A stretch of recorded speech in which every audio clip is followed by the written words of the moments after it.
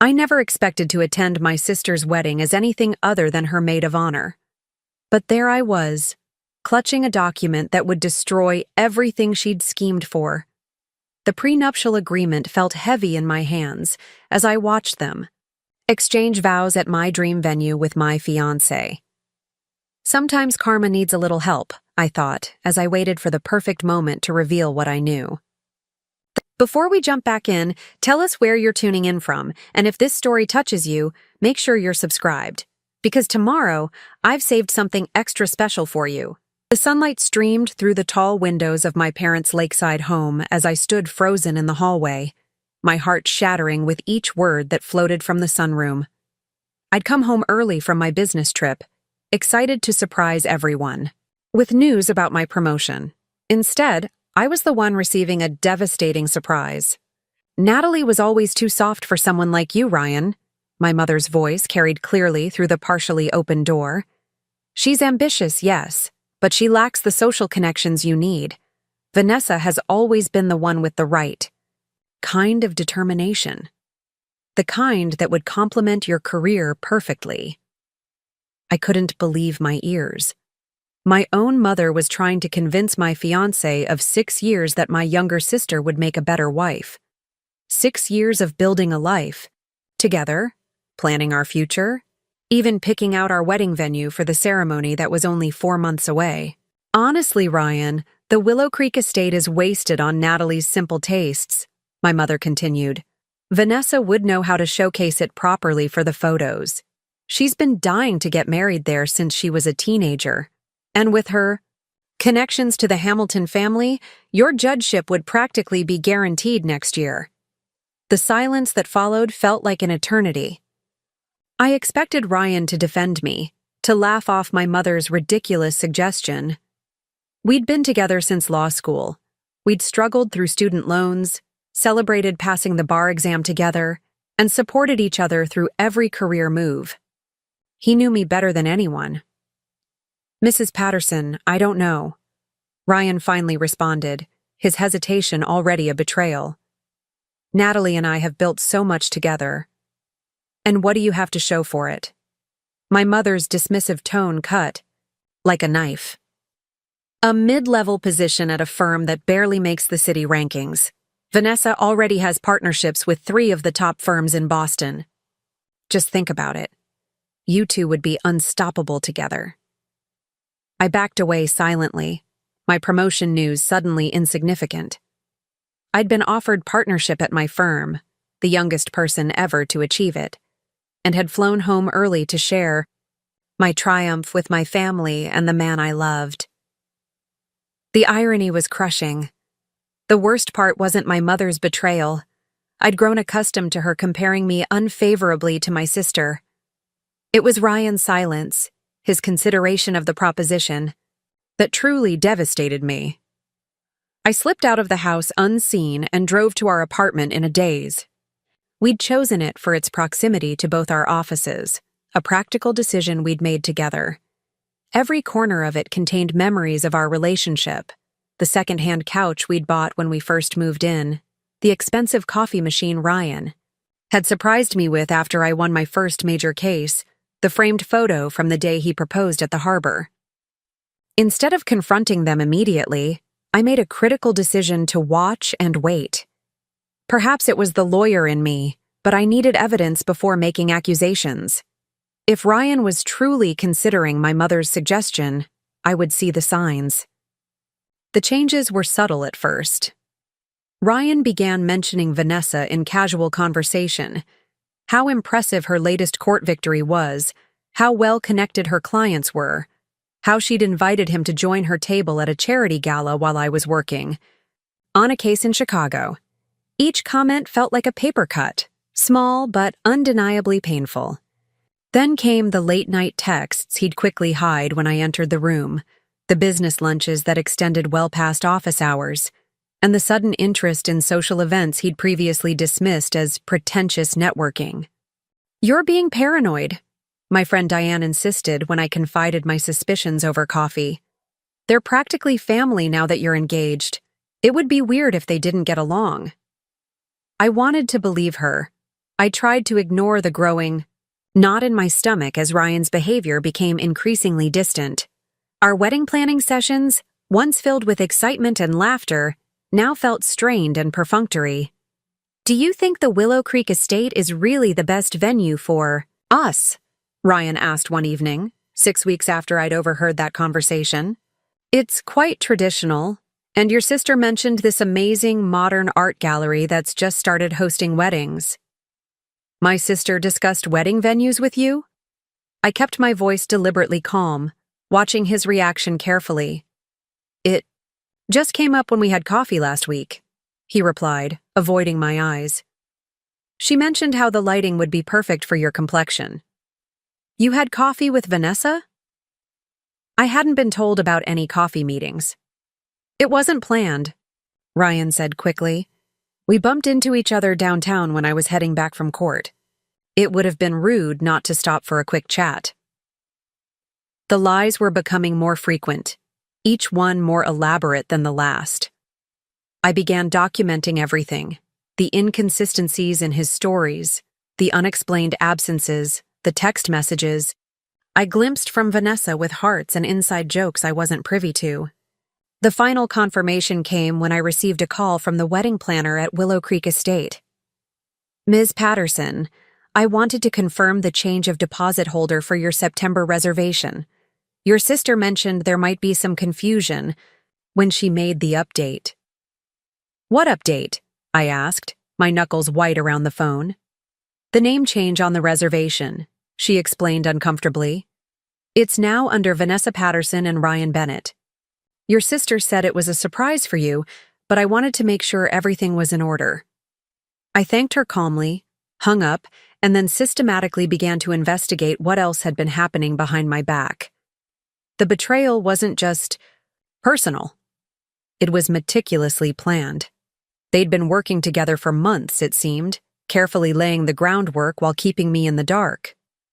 That evening, I prepared Ryan's favorite dinner, poured his preferred whiskey, and waited for him to come home. He entered our apartment looking guilty, his tie loosened and his eyes unable to meet mine. "We need to talk," I said quietly. "About?" He tried to sound casual as he took the offered glass, but his hand trembled slightly. "About you and Vanessa. About the Willow Creek Estate reservation. About everything you've been hiding from me." The color drained from his face. "Natalie, I can explain. It's not what you think. I think my mother convinced you that my sister would be better for your career. I think you've been seeing her behind my back for months. I think you changed our wedding venue reservation to her name." I maintained perfect composure, the same way I did when cross-examining a hostile witness. "Please tell me which part I've misunderstood." Ryan's explanation was a masterclass in manipulation. He claimed he'd been struggling with how to tell me, insisted he never meant to hurt me, suggested that our relationship had been failing for years, even though I'd seen no signs of it. The final insult came when he suggested we'd be better as friends and colleagues rather than spouses. "We've grown apart," he said, as if 6 years of shared dreams could simply evaporate without my notice. "Vanessa and it just happened. We didn't plan it." I almost laughed at the absurdity of his claim. Nothing just happened with my sister. Vanessa calculated every move, every relationship, every career decision with the precision of a chess grandmaster. And Ryan, ambitious and image-conscious, had apparently calculated that she was the better Patterson sister for his future. As he continued his rehearsed speech about mutual respect and hoping we could eventually all be family again, I realized something profound. I felt more anger than heartbreak.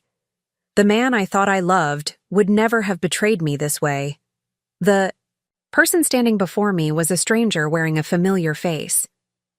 "I've been offered partnership at Collins and Westfield," I said, interrupting his monologue. "What?" Ryan looked genuinely surprised. Collins and Westfield was a rival to the firm where he'd been trying to make partner for years. "I was coming home to tell everyone the day I overheard my mother trying to set you up with Vanessa," I'm the youngest partner in the firm's history. I stood up, gathering the dinner plates I'd so carefully prepared. You should pack your things tonight. I'll be staying with Diane until you've moved out. The shock on his face gave me a small measure of satisfaction. He'd underestimated me, just as my family always had. It was time they all learned that was a serious mistake. Preparing and narrating this story took us a lot of time, so if you are enjoying it, subscribe to our channel. It means a lot to us. Now back to the story. I discovered the full extent of their betrayal 3 days later. While Ryan was clearing his belongings from our apartment under Diane's watchful eye, I was at the office, burying myself in case files to avoid thinking about the ruins of my personal life. My assistant, Miguel, knocked on my door with an expression that suggested he was about to deliver bad news. "What is it?" I asked, setting aside the deposition I'd been reviewing. "There's a courier here with documents that need your immediate signature." He hesitated. "They're from Hargrove and Associates." My stomach dropped. Hargrove and Associates was the firm where Vanessa worked as a senior partner. "Send them in." The courier handed me a large manila envelope without meeting my eyes. Inside was a stack of legal documents with a post-it note in my sister's elegant handwriting. "Thought you should have these. The apartment is rightfully yours. V." The documents were transfer papers for Ryan's share of our apartment. We'd bought it together 2 years ago, both names on the deed, both responsible for the mortgage. Now Vanessa had drawn up papers transferring his ownership to me, with his signature already in place. The gesture wasn't kindness, it was calculation. Vanessa was cleaning up loose ends, making the transition smoother while positioning herself as reasonable and fair. The fact that she'd had Ryan sign over his half of the apartment confirmed they'd been planning this for longer than I'd initially suspected. Real estate transfers weren't drawn up overnight. I signed the papers mechanically, handed them back to the courier, and then sat motionless at my desk for nearly 20 minutes. It wasn't grief that paralyzed me. It was cold, clarifying. Rage? My sister hadn't just taken my fiancé. She'd orchestrated a complete takeover of my life, coolly planning each step while smiling at me across family dinners. That evening, I drove to my parents' home, determined to confront my mother about her role in all of this. The lakeside property looked exactly as it always had: immaculate gardens, pristine white columns, and large windows reflecting the setting sun. I'd grown up in this house, yet it had never felt like a safe haven. My mother was in her study, reviewing financial documents with the same intense focus she'd applied to critiquing my life choices. She looked up, her expression shifting from surprise to practiced sympathy. "Natalie, darling, I was wondering when you'd come by." She removed her reading glasses and gestured to the chair across from her desk. "Ryan told us what happened. Such a shame when relationships don't work out." "Is that what he told you?" I remained standing. "That our relationship didn't work out? Not that you convinced him my sister would make a better wife for his career ambitions?" Her expression didn't change, but her fingers tightened slightly around her glasses. "I simply pointed out what was already obvious to everyone but you. Ryan and Vanessa have similar goals, similar networks. They make sense together. And I don't make sense with the man I've loved for 6 years? Oh, Natalie." She sighed, as if I were being deliberately obtuse. "Love is a lovely starting point, but marriage is about building a life together. Ryan needs someone who can advance his career, who understands the social obligations of a future judge. And what makes you think I don't understand those obligations?" I challenged.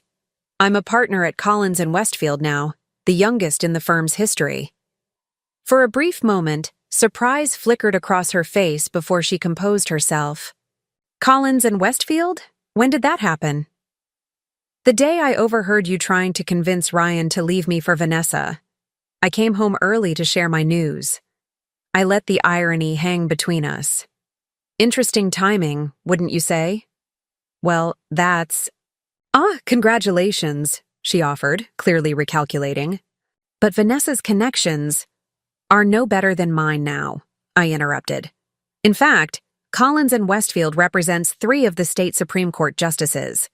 If Ryan was purely interested in advancing his judicial aspirations, he should have stayed with me. My mother stood up, moving around her desk with the diplomatic smile she reserved for difficult social situations. What's done is done, Natalie. They're engaged now. The wedding's been moved up to June. Surely you don't want to make this more uncomfortable than it already is. Engaged? The word felt like a physical blow. Just 1 week after ending our 6-year relationship, Ryan had proposed to my sister. At my venue? The deposit was already paid, my mother said practically. It would have been wasteful to lose it. I stared at her, finally seeing with perfect clarity the woman who had raised me.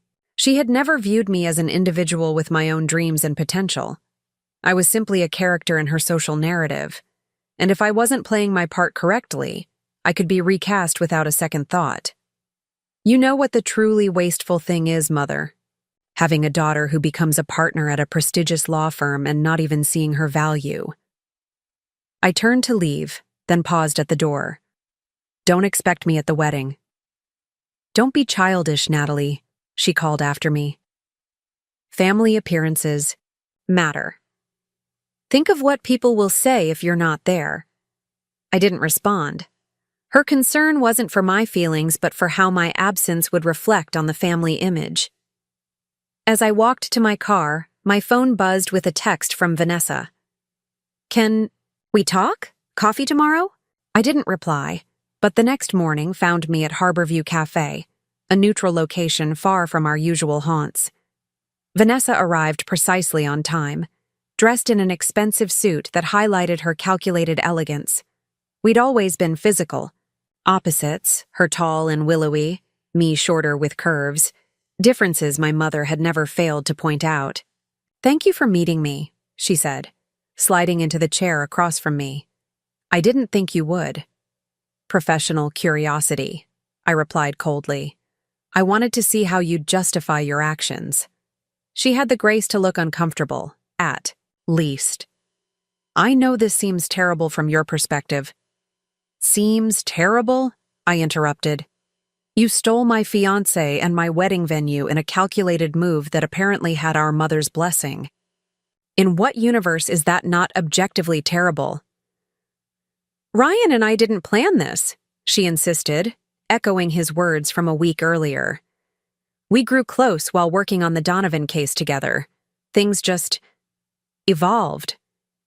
Things don't just evolve into stealing your sister's future husband, I countered.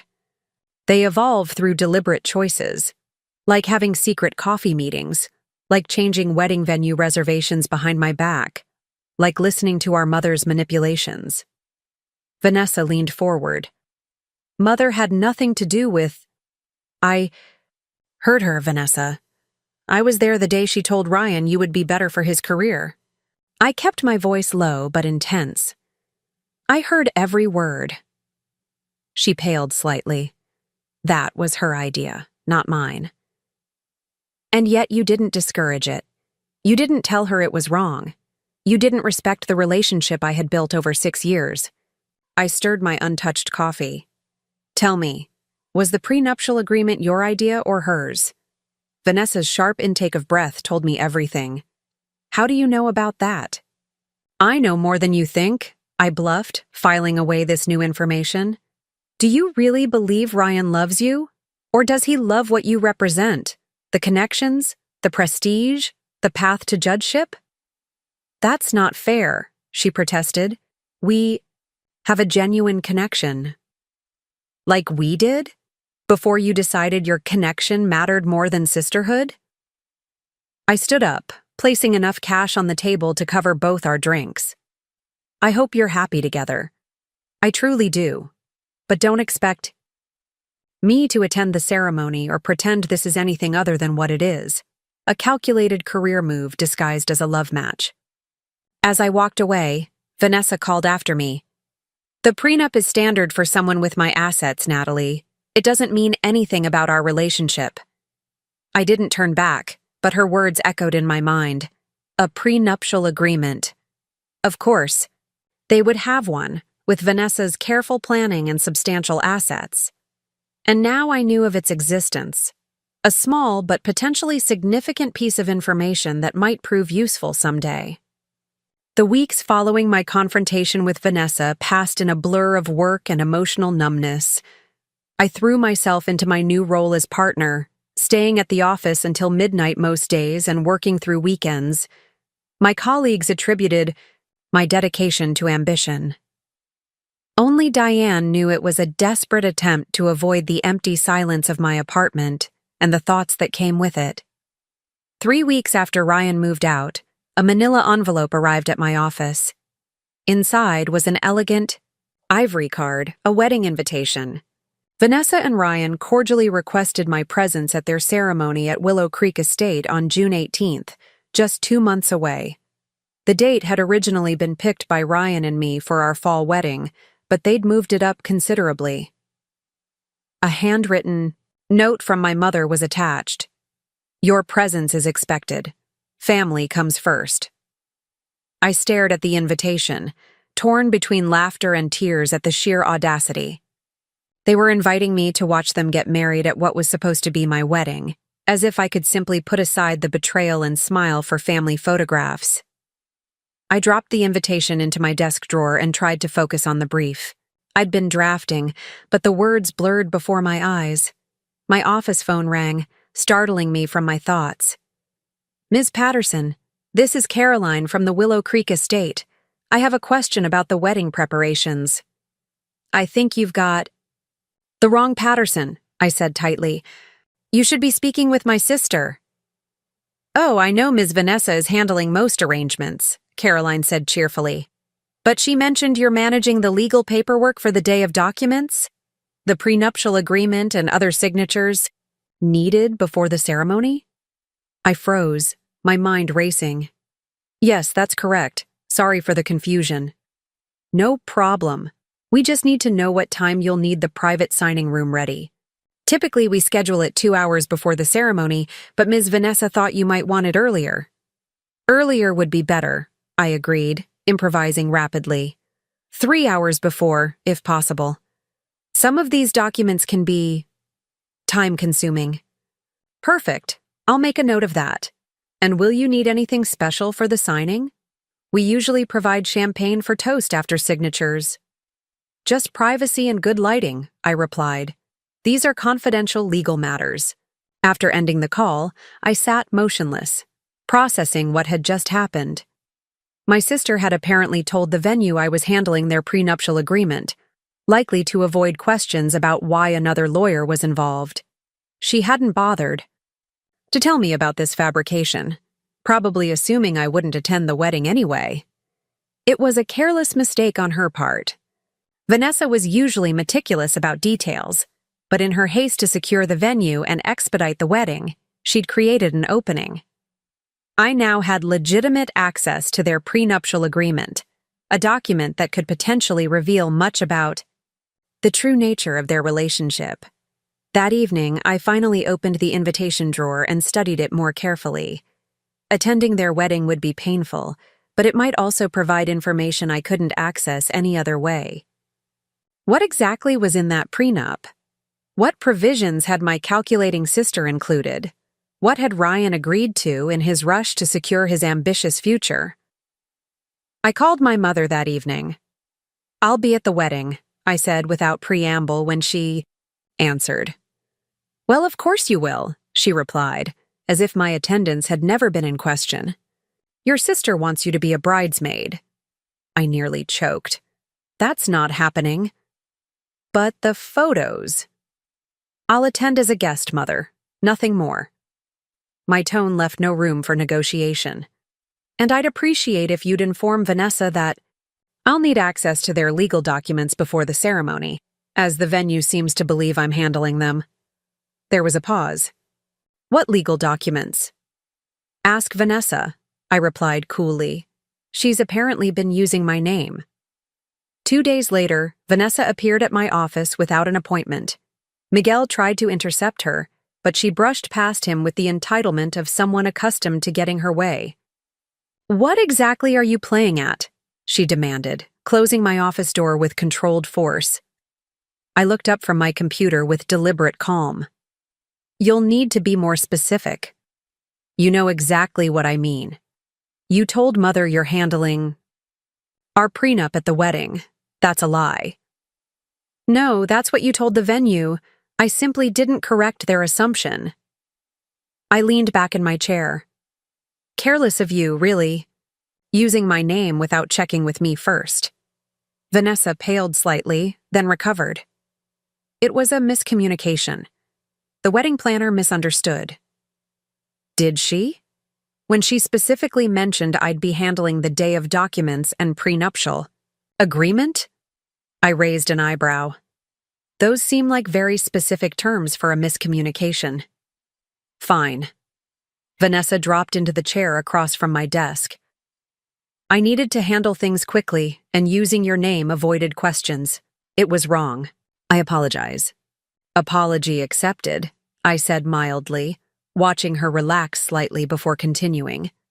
"Of course, now the venue expects me to handle these documents in a private room before the ceremony. Rather awkward to explain why that won't be happening. I'll have our lawyer at Hargrove handle it. I'll tell the venue there was a change of plans." "You could," I agreed. "But that might raise questions. People talk, especially at high-profile weddings. Wouldn't it be simpler to let me handle it as planned? I am a partner at a prestigious firm now, completely qualified." Vanessa stared at me with suspicion. "Why would you want to help us?" "Not help, work." I met her gaze steadily. "I'll review your prenup as a professional courtesy. Make sure everything is properly executed on the day. It's what the venue expects." "You expect me to let my jilted sister handle my prenuptial agreement?" She laughed incredulously. "I expect you to let a partner at Collins and Westfield ensure your legal documents are properly executed," I corrected.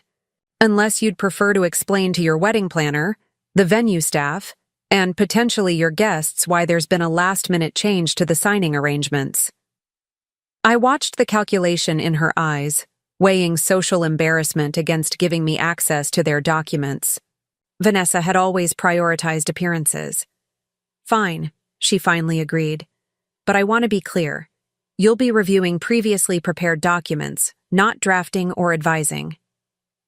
"Of course," I replied smoothly. "I wouldn't dream of interfering with whatever arrangements you and Ryan have made." After she left, I sat back and considered what I'd just accomplished. I now had legitimate access to their prenuptial agreement, a legally binding document that would reveal exactly what each of them was bringing to the marriage and under what terms. If Ryan was marrying Vanessa for her connections and career advantages, the prenup would reflect that in some way. The question was, what would I do with that information once I had it? The answer came a week later at a Collins and Westfield partners meeting. Gerald Westfield himself was discussing a high-profile divorce case the firm had recently handled. The prenup was airtight, he explained, except for one critical clause. If either party committed fraud in the inducement of marriage, deliberately hiding or misrepresenting material facts that would have affected the other's decision to marry, the entire agreement could be invalidated. My attention sharpened. "What constitutes fraud in the inducement?" I asked. "Various things," Gerald replied. "Hiding children from a previous relationship, concealing significant debt, lying about health conditions. The key is materiality. Would the information have changed the person's decision to marry if they'd known?" "What about hiding the true motivation for marriage?" I pressed. "For instance, if someone married purely for social or career advancement while pretending it was for love?" Gerald chuckled. "Difficult to prove, but theoretically possible. If you could demonstrate that one party made explicit promises or representations about their feelings that were provably false, and the other party relied on those representations in agreeing to marry, well, that might constitute fraud. The idea crystallized in my mind over the following days. If Ryan had made explicit promises or representations to Vanessa about his feelings for her, promises that could be proven false, it could potentially invalidate their prenup. And if their prenup were invalidated during their wedding ceremony, in front of all their carefully cultivated social connections. I wasn't seeking revenge exactly, but justice, a public acknowledgement of the calculated nature of their relationship that seemed worth pursuing. 2 weeks before the wedding, I made a decision that would change everything. I contacted an investigator who occasionally worked with our firm on complex divorce cases. I need everything you can find on Ryan Bennett's communications over the past 6 months, I explained. Emails, texts, recorded conversations, anything that might indicate his true motivations for his upcoming marriage. That's a broad request, the investigator noted. Any specific areas to focus on? Career advancement, I replied, particularly communications about judicial aspirations and how his choice of spouse might affect those aspirations.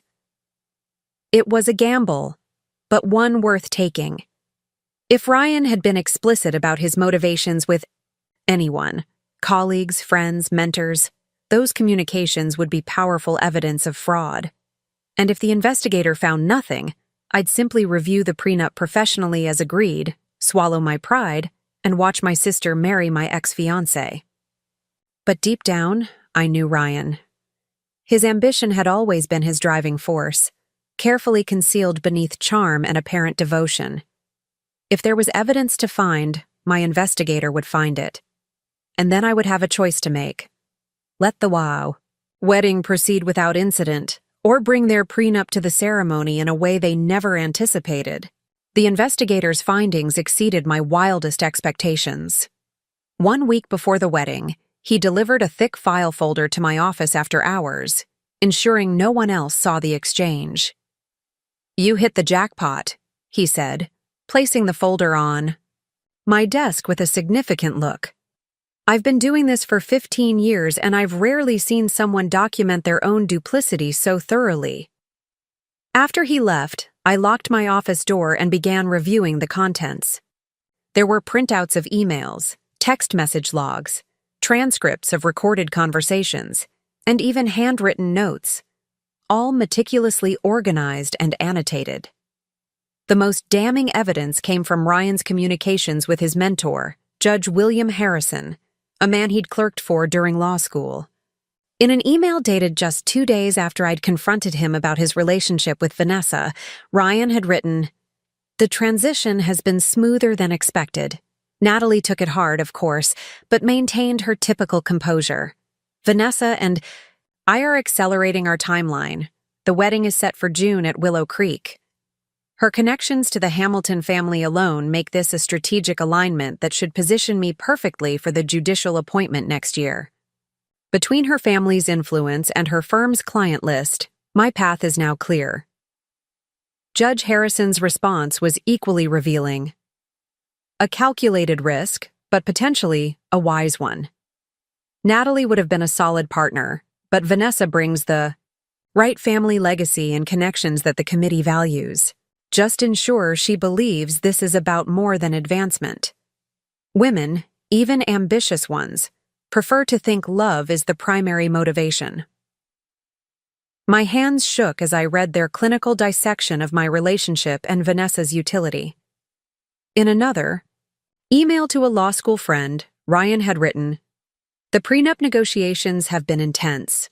Her assets far exceed mine, but I've secured provisions that protect my future earnings as a judge. Had to play the devoted fiancé card heavily to get her to concede on certain points. Small price to pay for what this marriage will deliver professionally." The evidence continued, page after page of Ryan discussing his strategic alliance with various confidants, always emphasizing the career benefits while minimizing any emotional attachment. In text messages to his brother, he'd been even more blunt. "Mom keeps asking if I'm in love with Vanessa. Easier to say yes than explain it's a mutually beneficial arrangement. She gets the husband with judge potential her mother always wanted. For her, I get the connections I need for appointment. Win-win. I sat back, emotions warring within me. The validation of knowing I hadn't imagined his calculated betrayal was satisfying, but the cold reality of how Ryan viewed relationships, how he'd viewed ours, was still painful.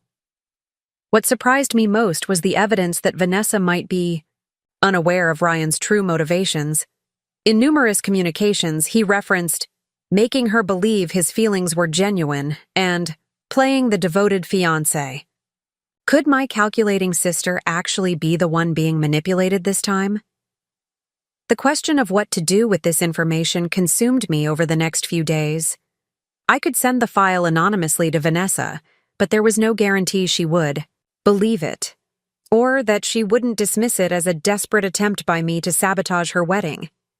I could confront Ryan directly, but he would simply deny everything and alert Vanessa to my investigation. The most effective option remained my original plan. Use the prenuptial agreement signing as the moment to reveal the truth. But now, I had to decide how far I was willing to go. Did Vanessa deserve to know the truth, even if it humiliated her on her wedding day? Did I want to be the one to deliver that blow? 3 days before the wedding, Vanessa's law firm delivered the prenuptial agreement to my office for review, as we'd arranged. The document was extensive, over 40 pages of legal provisions detailing their respective assets, future earnings, and conditions for dissolution. As I'd suspected, Vanessa was bringing significantly more wealth to the marriage. Her family money, partnership at Hargrove, and investment portfolio dwarfed Ryan's assets. The prenup protected her considerably, with Ryan receiving only modest provisions in the event of divorce. What caught my attention was the fraud clause on page 28. This agreement shall be voidable by either party if it is determined that the other party fraudulently induced the marriage by deliberately concealing or misrepresenting material facts that would have reasonably affected the decision to enter into the marriage. The clause was standard language, but in light of the investigators' findings, it was the key to everything. Ryan had clearly misrepresented his motivations for marrying Vanessa, stating in writing to multiple people that it was a strategic alliance and mutually beneficial arrangement, while presumably telling her he loved her. I drafted a simple addendum to the prenuptial agreement, a single page affirming that both parties were entering the marriage in good faith, based on mutual love and affection rather than professional or financial advantage. It was innocuous, enough that neither of them would question it, but would strengthen the fraud clause substantially if Ryan signed it, while evidence to the contrary existed. The day before the wedding, I met with Diane for lunch, needing the perspective of someone who knew me well. "Are you sure you want to go through with this?" she asked after I explained my plan, careful to exclude any details that would violate client confidentiality. Exposing Ryan means humiliating Vanessa too. Is that what you really want? I'm not sure of anything, I admitted. Part of me wants to show them both exactly what kind of man he is. But another part wonders if Vanessa deserves to know the truth, regardless of how she'll feel about me revealing it. Or option 3, Diane suggested. You say nothing, sign their papers, and let them live with the choices they've made. Maybe that's the best revenge, walking away completely and building your own life. That's the rational choice, I agreed. But this isn't just about revenge, it's about... I struggled to articulate the feeling that had been growing within me since discovering Ryan's emails. Justice, Diane offered. Clarity, I corrected. For 6 years, I believed Ryan loved me. Then for weeks, I believed he'd left me because he loved Vanessa more. Now I know he's incapable of that kind of love at all. It's all calculation. Doesn't Vanessa deserve that clarity too, even if it comes at a painful moment? Diane studied me thoughtfully. Just be honest with yourself about your motivations. Are you doing this for Vanessa or for yourself? The question stayed with me through the rehearsal dinner that evening, which I deliberately skipped, claiming work obligations. Instead, I sat in my apartment with the prenuptial agreement and the file of evidence spread across my dining table, making final preparations for the next day. I carefully selected the key documents that most clearly demonstrated Ryan's deception, making copies that I placed in a separate folder. I drafted a brief cover letter explaining what the documents revealed and how they related to the fraud clause in the prenup. Then I prepared the addendum for them to sign, the seemingly innocent page that would tie everything together. By midnight, everything was ready. I placed the original prenup, my addendum, and the folder of evidence in my briefcase, then tried to sleep. Tomorrow would bring the culmination of months of betrayal, investigation, and careful planning. I still wasn't entirely sure what I would do when the moment came, but I was prepared for all possibilities. The morning of the wedding dawned bright and clear, a perfect June day at Willow Creek Estate.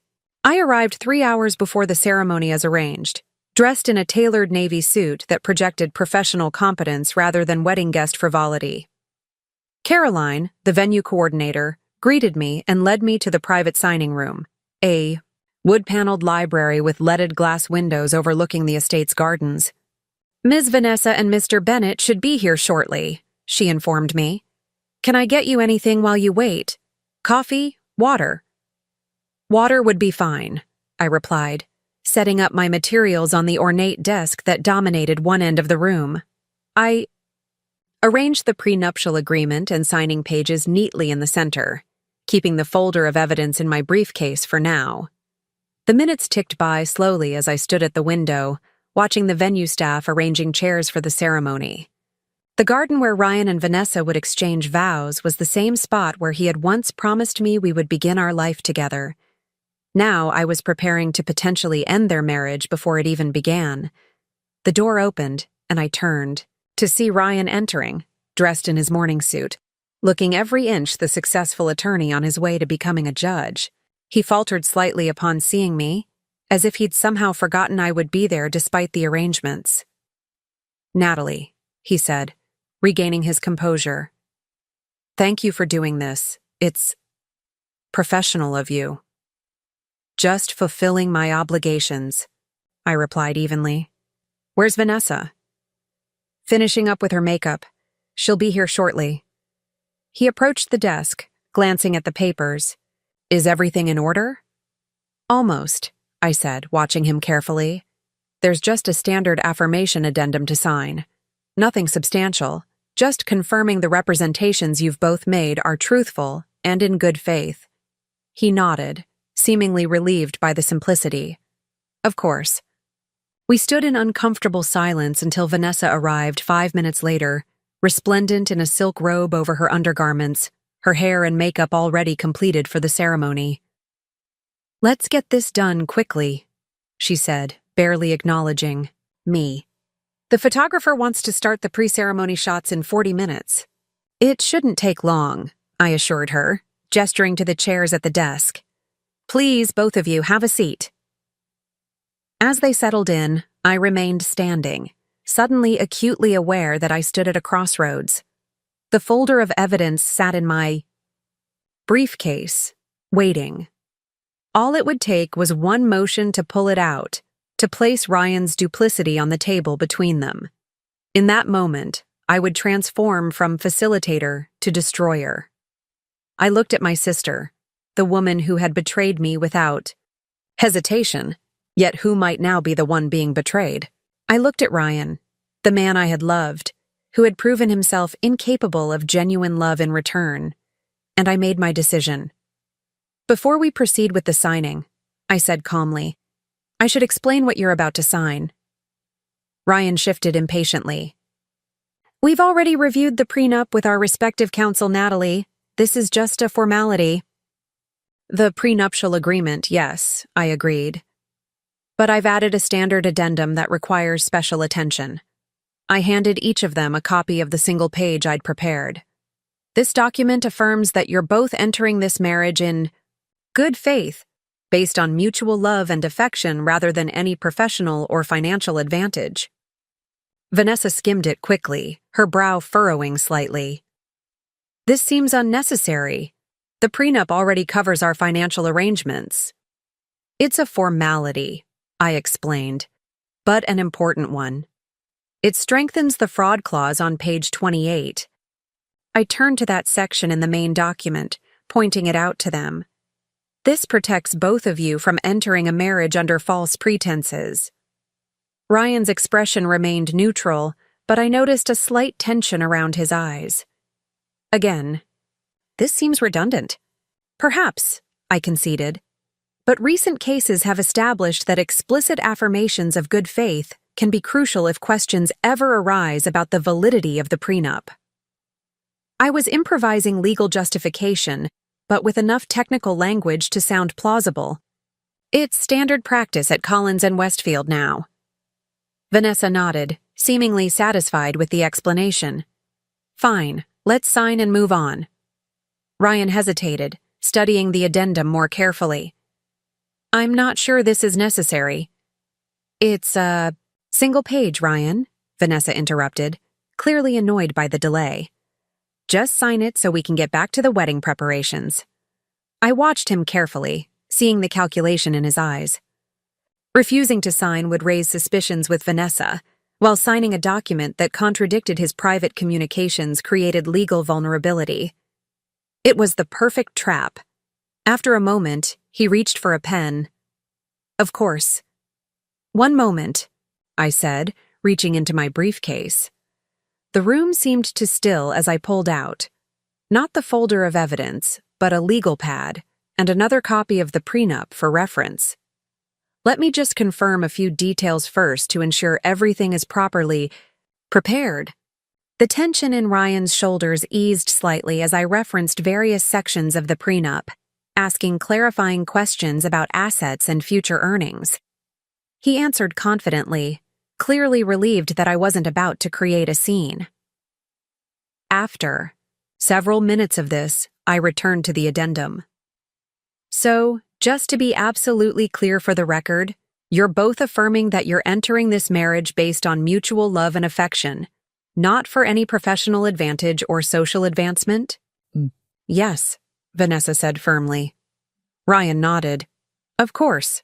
I looked directly at Ryan. And there have been no misrepresentations about your motivations for this marriage? No communications with others characterizing it as a strategic alliance or mutually beneficial arrangement? His face paled slightly. What? No, of course not. I held his gaze steadily. No emails to Judge Harrison discussing how Vanessa's connections to the Hamilton family make this a strategic alignment for your judicial appointment? No texts to your brother explaining that it's easier to say you're in love than to explain it's a mutually beneficial arrangement? The room went utterly silent. Ryan's expression froze while Vanessa's head snapped toward him, her eyes widening. What is she talking about, Ryan? She demanded. I don't know. He stammered, shooting me a venomous look. Natalie's clearly making things up. I have copies of every communication, I said quietly, still not reaching for the evidence folder. Emails, texts, recorded conversations, all documenting your true motivations for this marriage. You've been quite explicit with numerous people about using Vanessa's connections for your judicial aspirations. That's absurd, Ryan sputtered, but his face had gone ashen. Vanessa stood abruptly. Show me. For a long moment, I hesitated. This was the point of no return. Once I showed her those documents, there would be no taking it back, no way to undo the humiliation she would feel, the wedding that would almost certainly be canceled, the social fallout that would follow. Natalie, Ryan said, his voice low and threatening, if you're doing this out of some misguided sense of revenge. This isn't about revenge, I interrupted, making my final decision. I reached into my briefcase and withdrew the folder, placing it on the table between them. This is about truth, something you've never valued, Ryan. Vanessa snatched up the folder, opening it with trembling hands. Her face remained composed as she read the first email, but her complexion grew increasingly pale with each document she examined. These could be fabricated, Ryan tried, but his protest sounded hollow even to my ears. They're not, I said, calmly. The investigator who obtained them has provided chain of custody documentation. Every source is verified. Your email and phone records could be subpoenaed to confirm their authenticity. Vanessa looked up from the documents, her expression ice cold. A strategic alignment? Is that what this has been? Vanessa, you have to understand. Oh, I understand perfectly, she cut him off. You've been playing the devoted fiancé card heavily, according to this email to your friend. That explains a lot about your sudden interest in me after years of barely acknowledging my existence. She turned to me, her expression complex. Why are you doing this? Why today? At our wedding? The question was fair. I took a deep breath. Because you deserve to know who you're marrying. Despite everything, you're my sister. I wouldn't let you walk into a fraud, even if you did the same to me. How noble, she said sarcastically, but I could see the calculation behind her eyes changing. She was reassessing everything, not just Ryan, but me as well. You could have sent these anonymously. You didn't have to be here to witness the humiliation. I needed to ensure you saw them, I replied honestly. If I'd sent them anonymously, you might have dismissed them as a malicious prank. And I needed to see Ryan's face when he was finally confronted with his own words. Ryan stood up, his lawyer's instincts finally kicking in. This is inappropriate and unprofessional. You've clearly violated numerous privacy laws to obtain these documents. I could have your law license for this. You could try, I acknowledged. But then these documents would become part of the public record. Every text describing your mutually beneficial arrangement would be available for the Judicial Appointment Committee to review. I smiled thinly.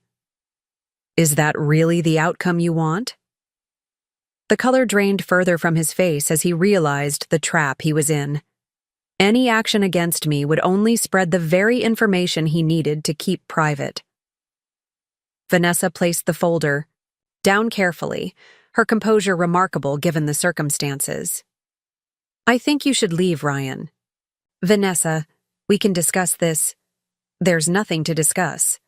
Her voice was deadly calm. You leveraged our mother's manipulation to position yourself with my family for career advancement.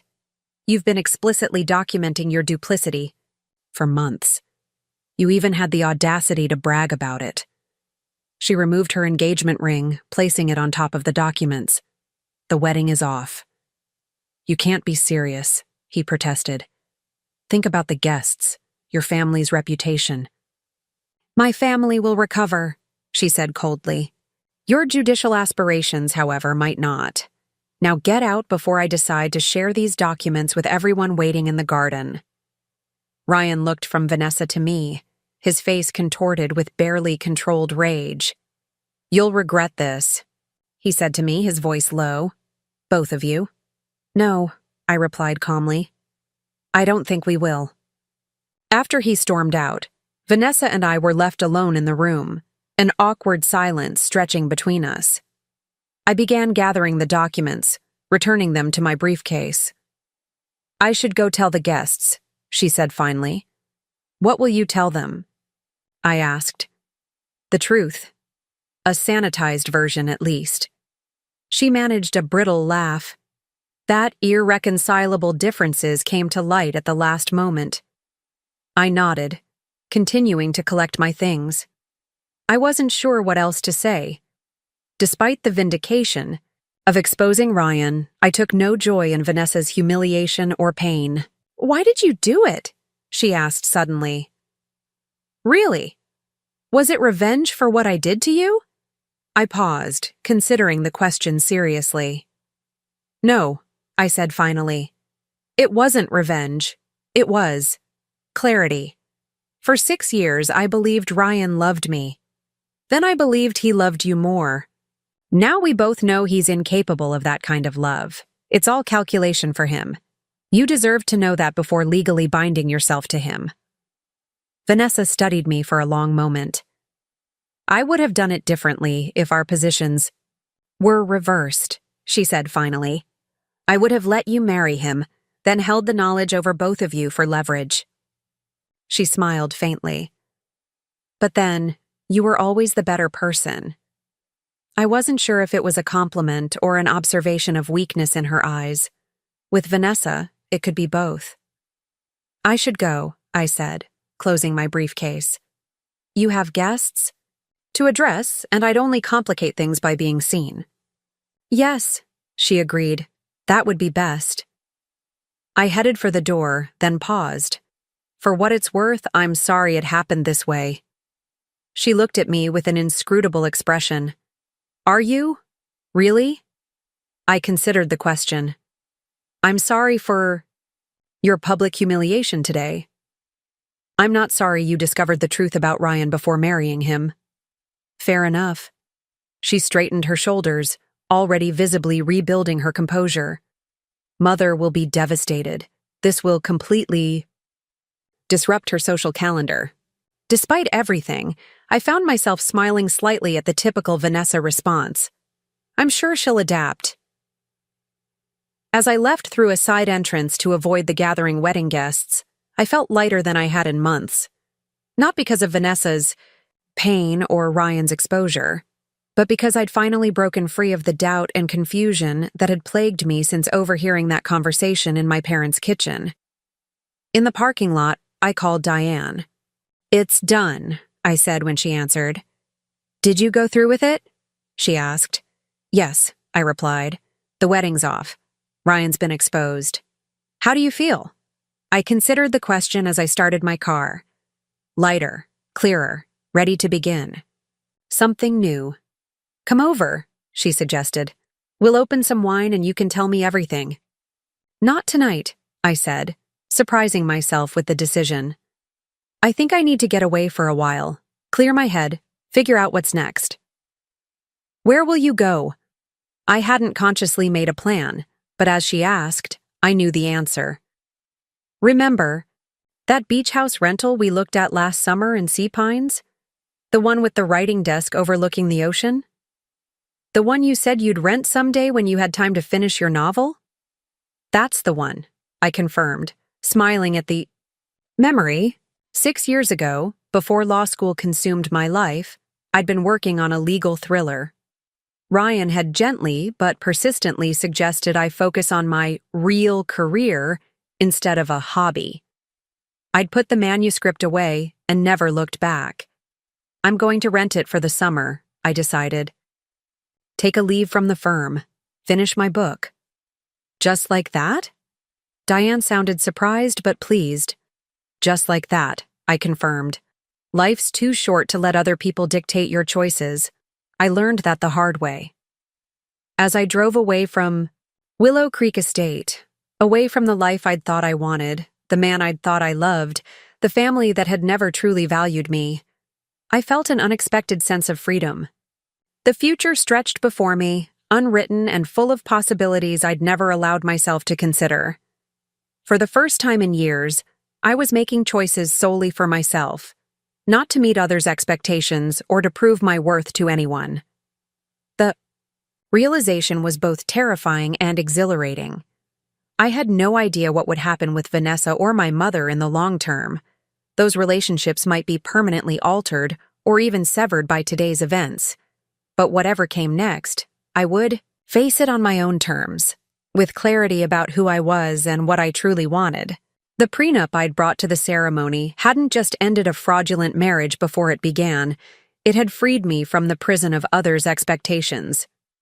And that, I realized, was the most valuable outcome of all. The beach house in Sea Pines was exactly as I remembered.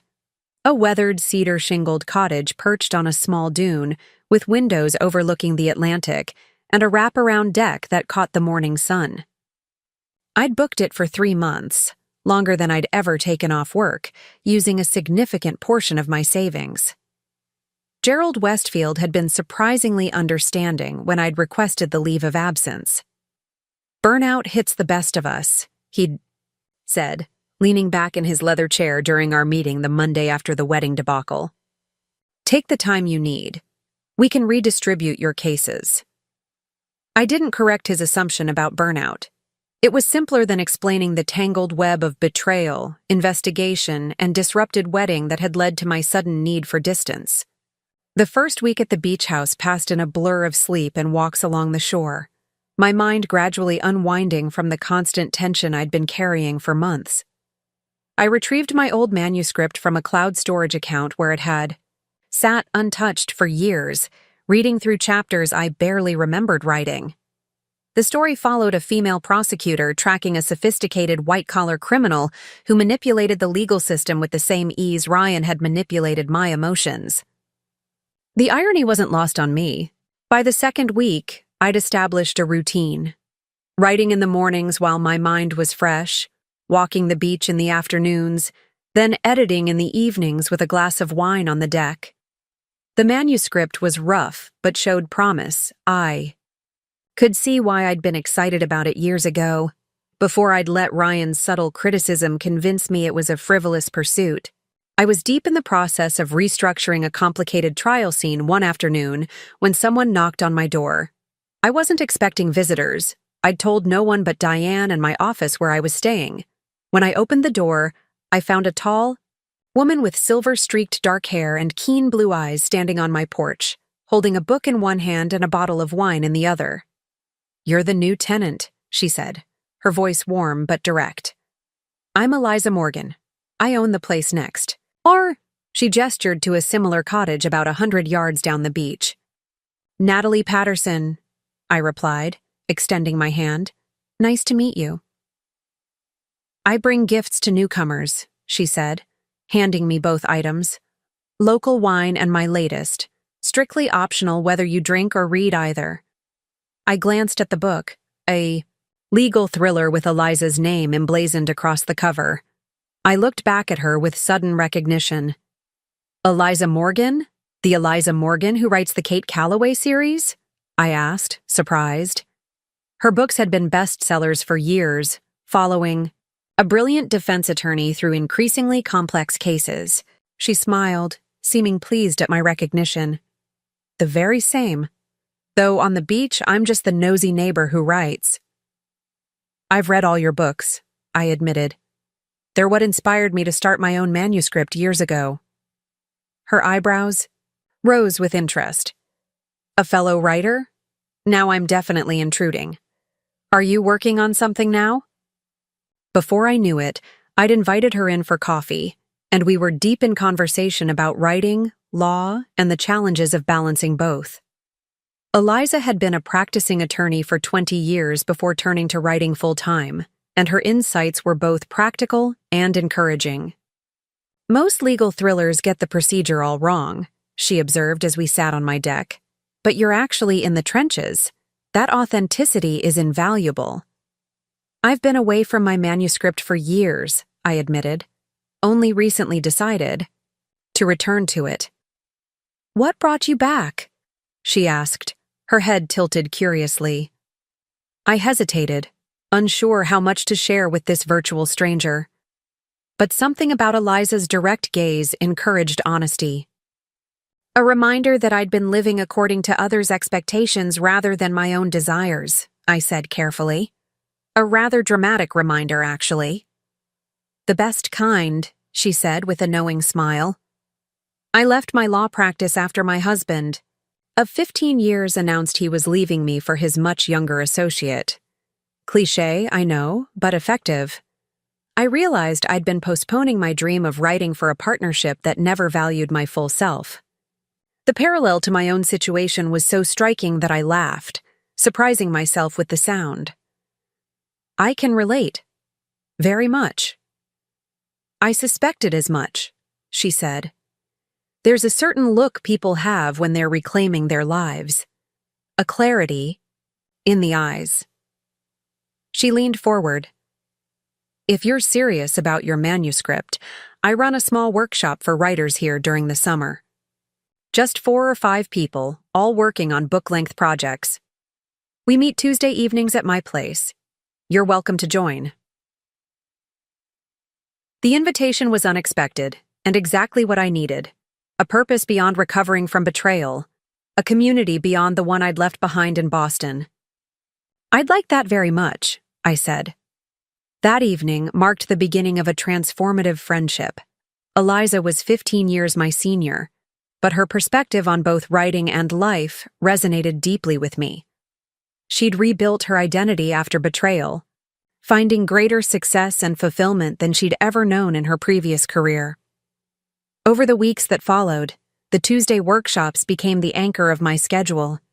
The group was small but diverse: a retired history professor working on a historical novel, a local journalist crafting a true crime narrative, and a young MFA graduate tackling her first literary fiction, all under Eliza's experienced guidance.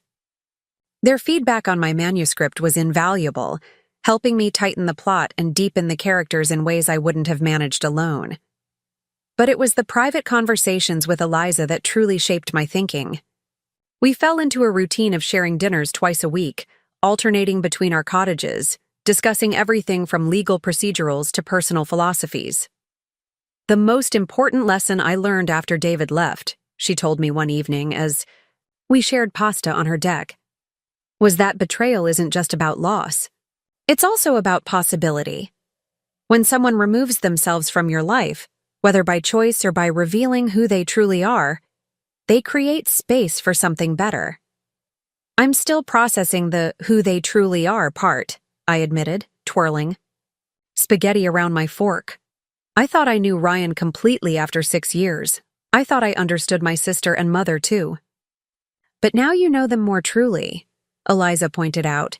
That's valuable information, even if it hurts. I'm not sure what to do with that information yet, I said. I haven't spoken to any of them since the wedding day. My mother's called a dozen times, but I'm not ready for that conversation. You don't have to be, she assured me. Healing and clarity operate on their own timeline, not anyone else's expectations. By the halfway point of my stay, my manuscript had evolved from a simple legal procedural into something more complex. A story about a woman discovering her own strength while navigating both professional challenges and personal betrayals. The parallels to my life were obvious, but the fictionalized distance allowed me to process my experiences in a way direct confrontation couldn't. I was making notes on a particularly difficult chapter one afternoon when my phone rang with Diane's number. "How's the beach treating you?" she asked when I answered. "Better than I expected," I admitted. "The writing's going well and I've made some interesting friends." "Good. That's good." Her hesitation was unusual. Diane was typically straightforward. "What's wrong?" I asked, instantly alert. "Nothing's wrong exactly. It's just, Ryan's been making some noise at the courthouse." My stomach tightened. "What kind of noise?"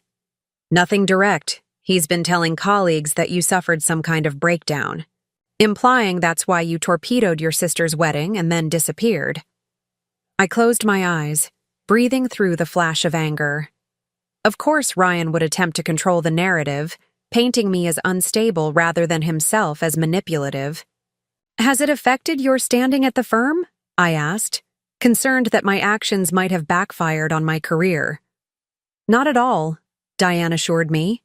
"Gerald Westfield actually shut down a gossiping associate who brought it up, telling them that your personal life is off limits for office discussion, but I thought you should know what you might be walking back into." "Thanks for the warning," I said. "Anything else I should know?" There was a pause. "Your mother came by the office looking for you last week. I told her you were on leave and unavailable." "Thank you," I said, grateful for her protection. "Did she say what she wanted?" "Just that it was a family matter that needed resolving." She seemed not exactly worried, but definitely thrown off balance.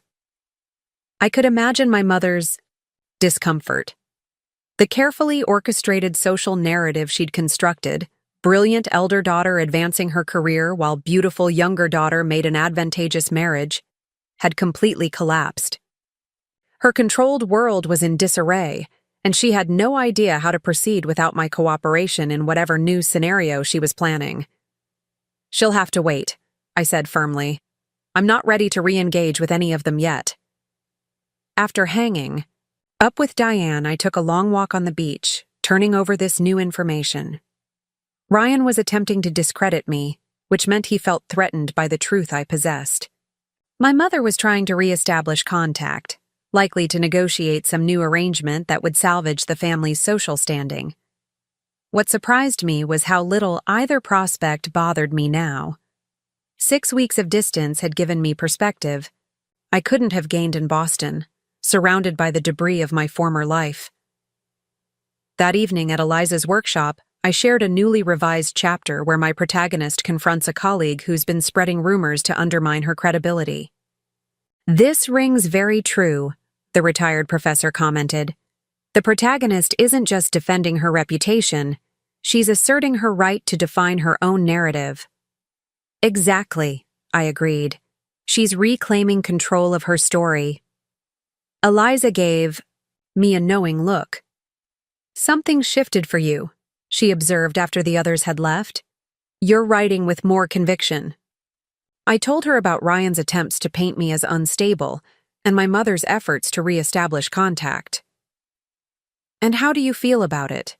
she asked. I considered the question carefully. 6 weeks ago, I would have been furious, hurt, anxious about the professional implications. But now? It feels distant, like it's happening to someone else, someone I used to be but am not anymore. Eliza nodded approvingly. "That's what I meant about clarity in your eyes when we first met. You're no longer defining yourself in relation to them." "I'm not sure who I am defining myself as yet," I admitted. "That's the exciting part," she said, refilling our wine glasses. "You get to decide, maybe for the first time without others' expectations clouding your vision."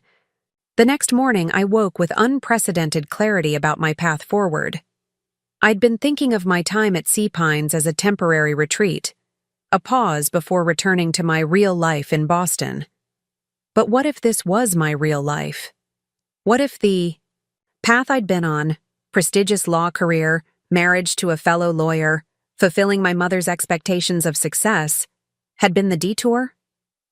I called Gerald Westfield that afternoon. "I've been considering my position at the firm," I told him, after exchanging pleasantries. "We're looking forward to your return," he said. "The Montgomery case in particular could use your expertise." "That's the thing," I said, taking a deep breath. "I'm not sure I will be returning, at least not in the same capacity." There was a pause. "I see. Is there another firm?" "Because we'd be willing to discuss partnership terms if that's the issue." "It's not about terms," I explained. "It's about direction. I'm exploring other avenues for my legal expertise, specifically writing." I outlined my manuscript's progress and mentioned Eliza's mentorship without explicitly naming her. To my surprise, Gerald didn't immediately try to dissuade me.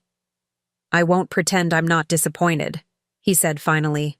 "You're one of our most promising associates, partner material without question. But I've seen too many brilliant lawyers burn out because they're on a path that doesn't truly engage them." We negotiated a compromise. I would take another 3 months leave, and if at the end of that time I still wanted to pursue writing, I could transition to consulting counsel status, maintaining a connection to the firm for specific cases while pursuing my new direction. "The door remains open," Gerald assured me. "Remember that." After hanging up, I sat on my deck watching the waves, feeling both terrified and exhilarated. I'd just voluntarily stepped away from the career I'd spent years building, the career that had been central to my identity and my measure of self-worth. Yet underneath the fear was a sense of rightness, of alignment with my true self, that I hadn't experienced in years. The next morning, I received an unexpected email from Eliza's literary agent, requesting the first 3 chapters of my manuscript. Eliza had apparently mentioned my project, and the agent was intrigued by the concept. "No pressure," Eliza assured me when I called her, slightly panicked. "She's just interested in seeing where you're headed. Think of it as professional feedback at this stage."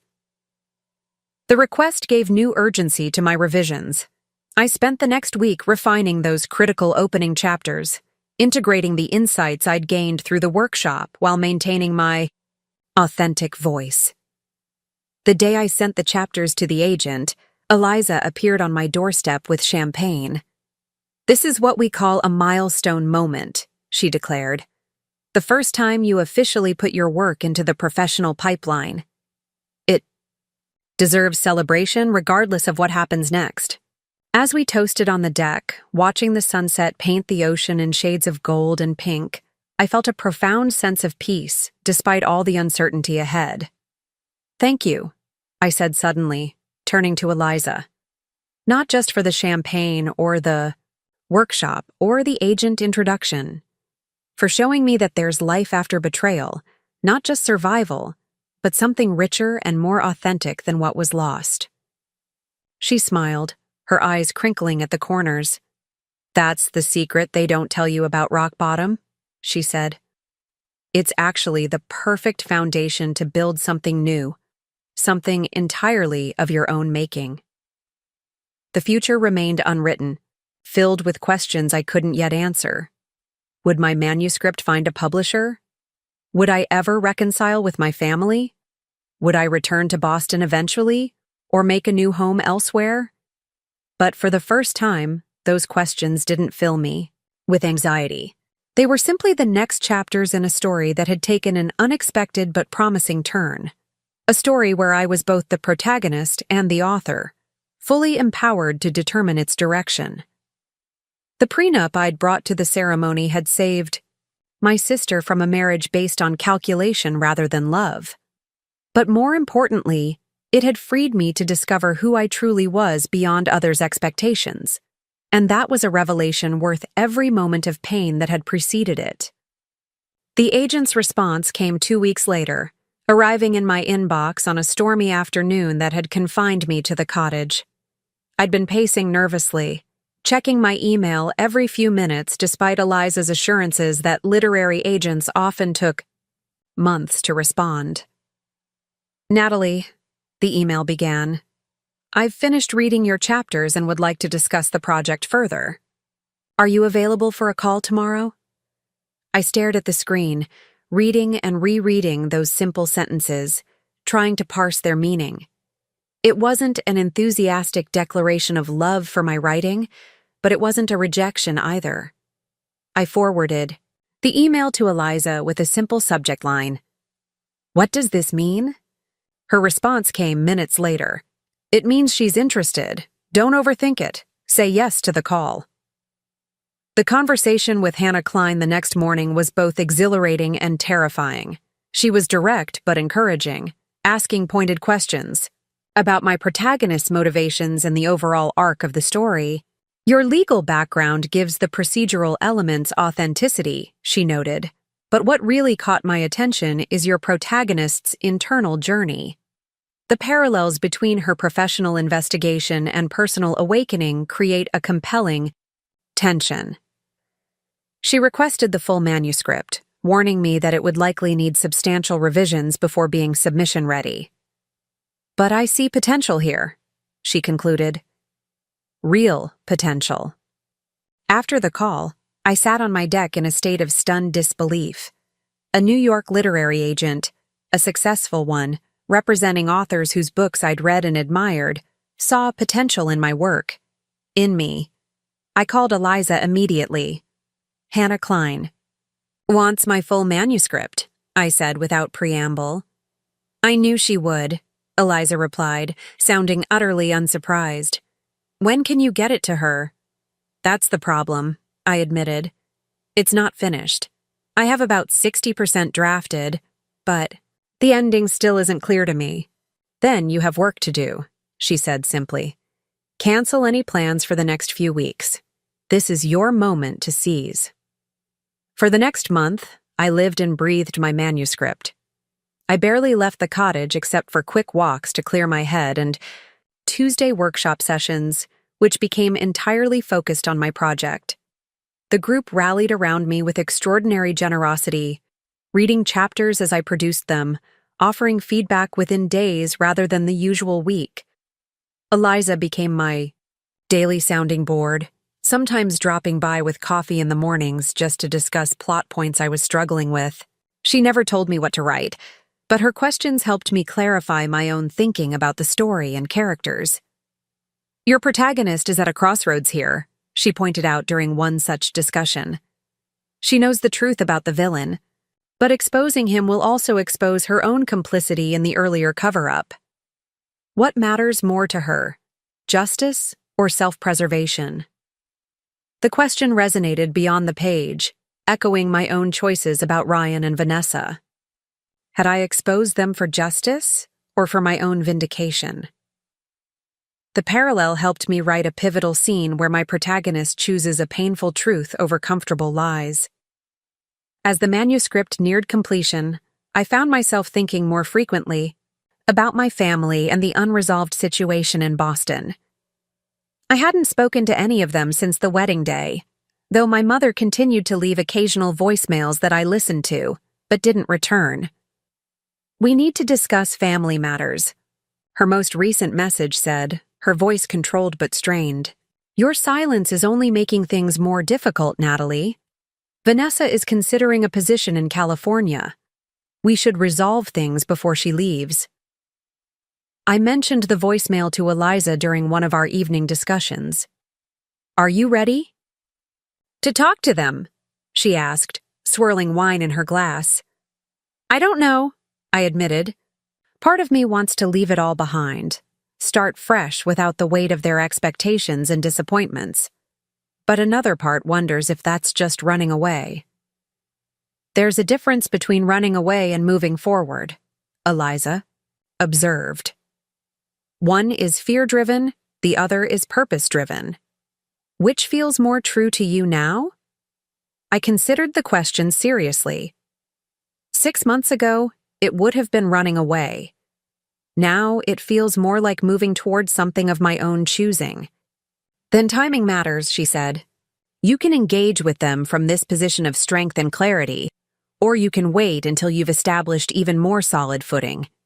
There's no rule that family reconciliations must happen on their timeline, rather than yours. Her words gave me permission to focus on my immediate priority, completing the manuscript. I finished the final chapter at 3 a.m. on a moonlit night, typing the last sentence with trembling fingers before stepping onto the deck to breathe in the salt air and process the strange emptiness that followed completion.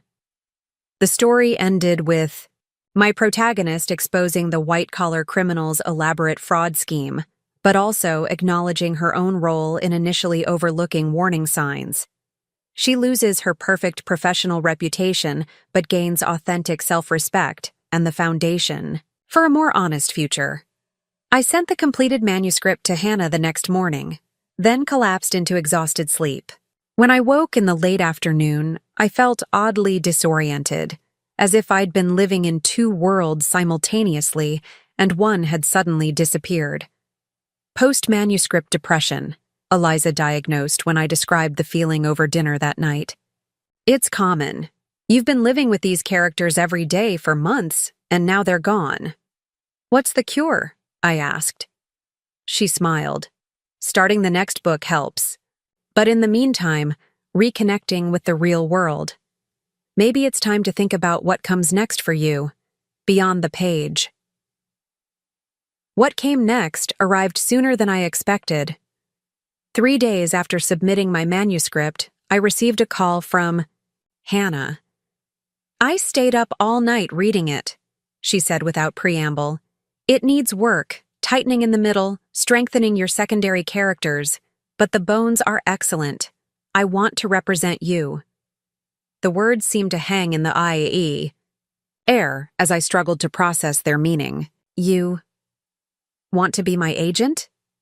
Yes, she confirmed. I believe in this book and your potential as a writer. We'll need to spend a few months on revisions before submission to publishers, but I'm confident we can place this with the right editor. After I hung up, I sat on my deck in a state of disbelief. The dream I'd deferred for years, the one Ryan had dismissed as impractical, the one I'd set aside to pursue the sensible path, was suddenly, improbably coming true.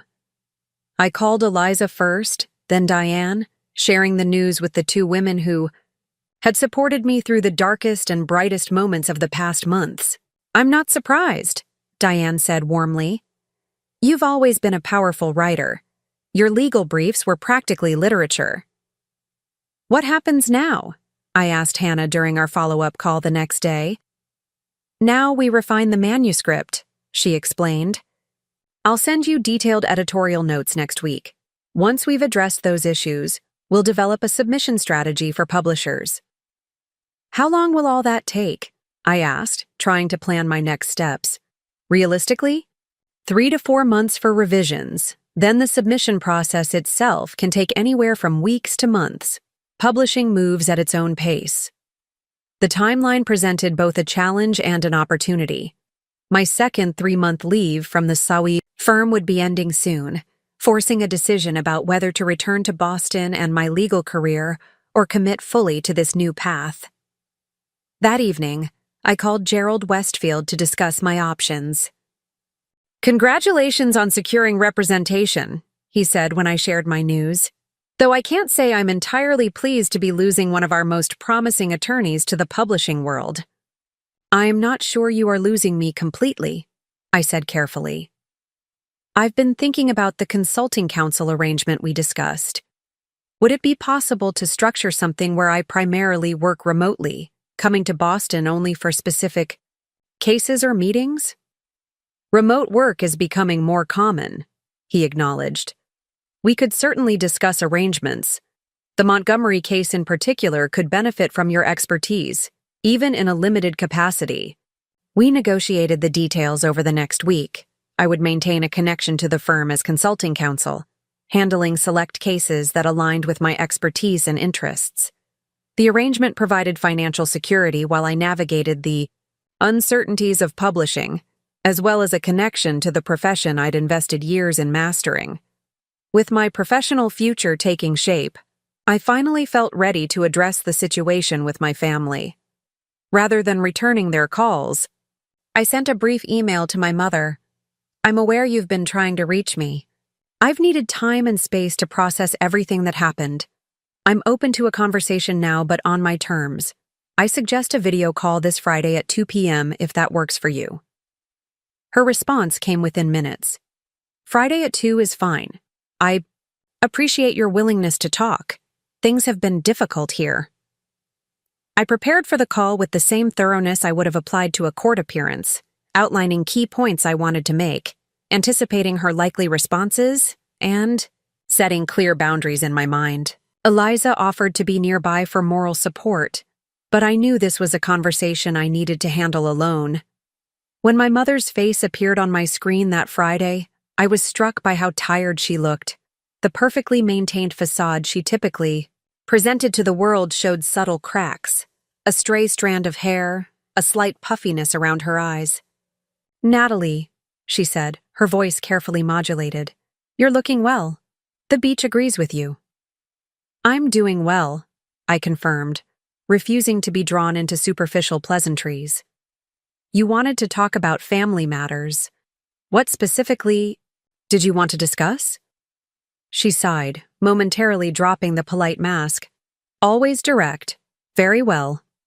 Vanessa has received an offer from a firm in San Francisco.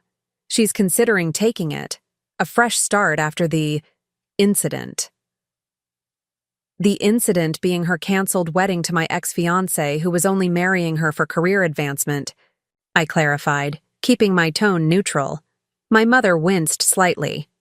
"Yes, that unfortunate situation." "And what does Vanessa's potential move have to do with me?" I asked. "We're family, Natalie," she said, as if explaining something obvious. "Despite everything that's happened, we should at least attempt reconciliation before she leaves. The current estrangement is challenging to explain in our social circle." Of course, her primary concern was managing appearances, not healing relationships. "I'm open to speaking with Vanessa if she wishes," I said carefully.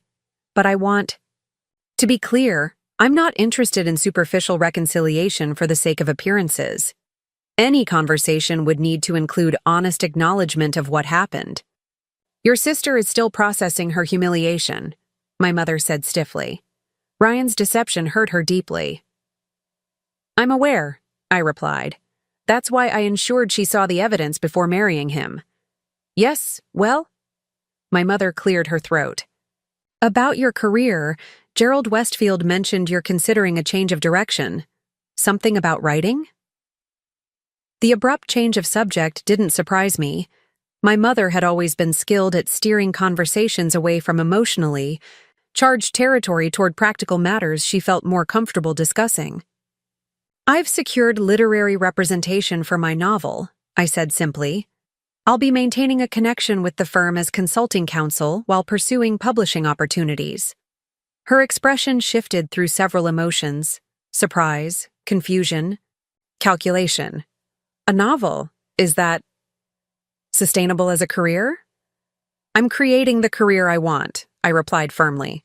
One that honors all aspects of who I am, not just the ones that fit a predetermined mold. We spoke for another 20 minutes, carefully navigating around the deeper issues between us. She didn't apologize for her role in encouraging Ryan to leave me for Vanessa, and I didn't demand that she do so. Some reckonings would require more time and different circumstances. As we prepared to end the call, she hesitated, then said, Vanessa asked me to tell you that she appreciates what you did, preventing her from marrying someone who viewed her as a career stepping stone. She paused. It wasn't the way any of us would have chosen for the truth to come out, but she acknowledges it was the truth. It was the closest thing to gratitude, or reconciliation I was likely to get from either of them. I nodded acceptance of the message without commenting on it. I'll be in Boston next month for meetings at the firm, I said instead. We could have dinner if you'd like. I would, she replied, sounding genuinely pleased by the offer. Let me know when your schedule is finalized. After we disconnected, I walked to the beach and sat watching the waves, processing the conversation. The dynamic between us had shifted subtly but significantly. For perhaps the first time in our relationship, I'd engaged with my mother as an equal, neither rebellious nor compliant, but simply clear about who I was and what I needed. I'd set boundaries without anger, extended an olive branch without capitulation, and maintained my authentic self throughout. It felt like the first step toward a potentially different kind of relationship, one based on mutual respect rather than control and expectation. That evening, as Eliza and I shared dinner, I recounted the conversation. It sounds like progress, she observed. Small steps, but in the right direction. It wasn't the dramatic confrontation I once imagined, I admitted. No tearful apologies or stunning revelations, just a shift in understanding. Real life rarely provides the neat resolutions we create in fiction, Eliza said with a smile. But authentic change tends to happen in those small, undramatic moments. As the summer drew to a close, I faced practical decisions about where to live. My rental agreement at the beach house was ending, and while I loved Sea Pines, the winter season would transform the vibrant community into a quiet, sometimes isolated place. You could stay, you know, Eliza suggested as we walked along the shore one evening. I keep the cottage next door vacant most of the winter. You could rent it at a fraction of the summer rate. The offer was tempting. Sea Pines had become a place of healing and transformation for me. But as I considered my path forward, I realized I needed to engage with the wider world again, not retreat from it. I think I need to go back to Boston, I said finally. Not to return to my old life, but to build a new one that incorporates both what I've left behind and what I've discovered. Here. Integration rather than escape, Eliza nodded approvingly. That takes courage. The decision felt right. Boston held difficult memories, but also friendships, professional connections, and unfinished personal business that deserved proper closure. I could return on my own terms now, stronger, clearer, no longer defined by others' expectations or my relationship status. I found a small apartment in Cambridge, away from the downtown district where I'd lived with Ryan but close enough to the firm for my consulting work. The space was entirely mine, decorated according to my preferences rather than compromise. Bookshelves lining the walls, a dedicated writing desk positioned near windows overlooking a tree-lined street, and absolutely no law books in the living areas. In early October, a week before I was scheduled to return to Boston, I received an unexpected email from Vanessa. The subject line was simply, "Thank you." "Natalie," she wrote, "I'm finalizing preparations for my move to San Francisco next month. Before I go, I wanted to acknowledge what you did for me at the wedding. While the timing and method were far from ideal, your actions saved me from a marriage based on calculation rather than genuine feeling. I've had months to reflect on this, and I can now say with clarity, thank you for having the courage I lacked. I also owe you an apology for my role in the situation with Ryan. Mother's machinations don't excuse my actions. I chose to pursue a relationship with your fiancé, knowing how much it would hurt you. I told myself it was just business, a strategic pairing, but that rationalization doesn't erase the betrayal. I don't expect forgiveness, but I hope we might eventually rebuild some version of a relationship. We've never been close as sisters, but perhaps we could be something different going forward. Something honest, at least. If you're amenable, I'd like to see you when you're in Boston next week. Coffee, neutral ground, just to talk." The email stunned me. Vanessa had never been one for emotional honesty or acknowledging wrongdoing. Her calculating nature made genuine apologies practically foreign to her vocabulary. Yet here was something that felt surprisingly authentic. I showed the message to Eliza during our final dinner together before my departure. "Are you going to meet with her?" she asked after reading it. "I think so," I said, not with any expectation of suddenly becoming close sisters, but to close one chapter properly before beginning the next, she finished for me. "Exactly." I smiled, grateful once again for her understanding. Just as I'm doing with the firm, with my apartment, with the whole Boston chapter of my life. "Full circle," Eliza noted. "You're returning to face your past, but as someone entirely new." As I packed my belongings the next day, preparing to leave the beach house that had sheltered my transformation, I found myself filled not with anxiety about returning to Boston, but with a sense of purpose and completion. The prenup I'd brought to my sister's wedding had changed everything, not just for Vanessa and Ryan, but fundamentally for me. It had forced a reckoning that had ultimately freed all of us. Vanessa from a marriage based on calculation, Ryan from a path built on deception, and me from a life confined by others' expectations. The documents that should have bound them together had instead severed ties that needed breaking and created space for new possibilities. I placed the draft of my manuscript, now titled Fraudulent Intent, at Hannah's suggestion, carefully, in my carry-on bag.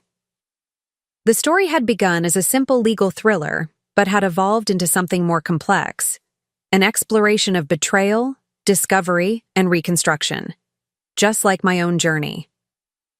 As I drove away from Sea Pines, I glanced in, my rearview mirror at the cottage that had sheltered my rebirth. The pain that had driven me there had transformed into something valuable: clarity, purpose, and the courage to write my own story, both on the page and in my life. The prenup I'd brought to the ceremony hadn't just prevented a fraudulent marriage. It had cleared the way for a more authentic existence for everyone involved. Most importantly, for me. Boston, in late October, greeted me with a brilliant display of fall colors, the familiar skyline now appearing different through my transformed perspective. As my cab wound through the city streets toward Cambridge, I studied the urban landscape, like a visitor seeing it for the first time rather than a returner to familiar territory. My new apartment was exactly as the property manager had described. A third-floor unit in a converted Victorian with high ceilings, abundant natural light, and the promised tree-lined view. Unlike the sleek downtown condo I'd shared with Ryan, this place had character. Creaky wooden floors, ornate moldings, and built-in bookshelves perfect for my growing collection. I spent the first day unpacking and arranging my space, deliberately creating an environment that reflected who I had become rather than who I used to be. My writing desk commanded the bay window alcove, the manuscript revisions I was working on prominently displayed rather than hidden away like a shameful secret. The next morning, I met Diane for breakfast at our favorite cafe near the public garden. Her delighted hug and genuine enthusiasm for my return warmed me more than the coffee we shared. "You look different," she observed, studying me across the table. "More present, somehow." "I feel different," I admitted. "Like I've finally figured out who I am when I'm not trying to be what someone else wants." "The writing is part of that?" she asked. I nodded. "A big part. But also the distance from everything. Space to figure out what matters to me, not what I thought should matter." "And now you're back to face it all again," she noted. "Are you nervous about seeing them?" "Less than I expected," I replied honestly. "I'm meeting Vanessa for coffee this afternoon. Mother for dinner tomorrow. Even scheduled a consultation at the firm on Thursday." "The full gauntlet," Diane raised her eyebrows. "Brave woman." "Not brave," I corrected. "Just ready. These are all loose ends that need tying up before I can fully move forward." The coffee shop where I'd arranged to meet Vanessa was deliberately neutral territory. Neither a place we'd frequented together nor anywhere associated with my former life with Ryan. I arrived early, selecting a quiet corner table with a view of the door, my defensive instinct still active enough to prefer watching her approach rather than being surprised. When she entered precisely at 3, I was struck by subtle changes in her appearance. Still elegantly dressed in a tailored pantsuit, her hair was shorter now, falling just below her shoulders rather than the mid-back length she'd maintained for years. She looked polished, but somehow less rigid, scanning the room with nervous energy rather than her usual calculated confidence. Her eyes found mine, and she approached with a tentative smile. Not the practiced social smile she'd perfected for professional settings, but something more uncertain. "Natalie," she said, settling into the chair across from me. "Thank you for meeting me. You look really well." "Thanks," I replied simply. "You too. The shorter hair suits you." Her hand went to the ends of her hair self-consciously. A change seemed appropriate, given everything else changing in my life. We ordered coffee, navigating awkward small talk about the weather and my new apartment until the server departed. Then Vanessa took a deep breath, straightening her shoulders in a gesture so familiar it brought an unexpected pang of recognition. The same posture adjustment she'd made before difficult cross-examinations in law school mock trials. "I meant what I said in my email," she began. "Thank you for what you did at the wedding.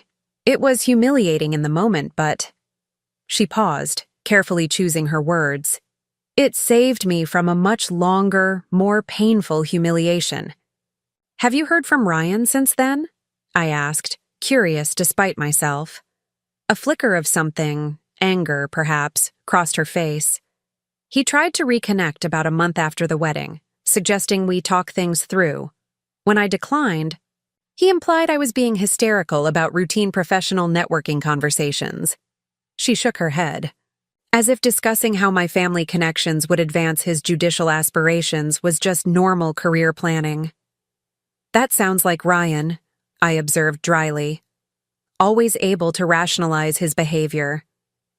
"I keep thinking about how long it might have taken me to discover the truth if you hadn't brought those documents," she said quietly. "Years, maybe.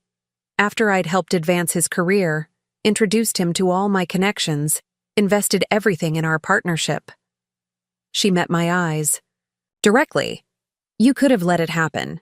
Many people would have, for revenge."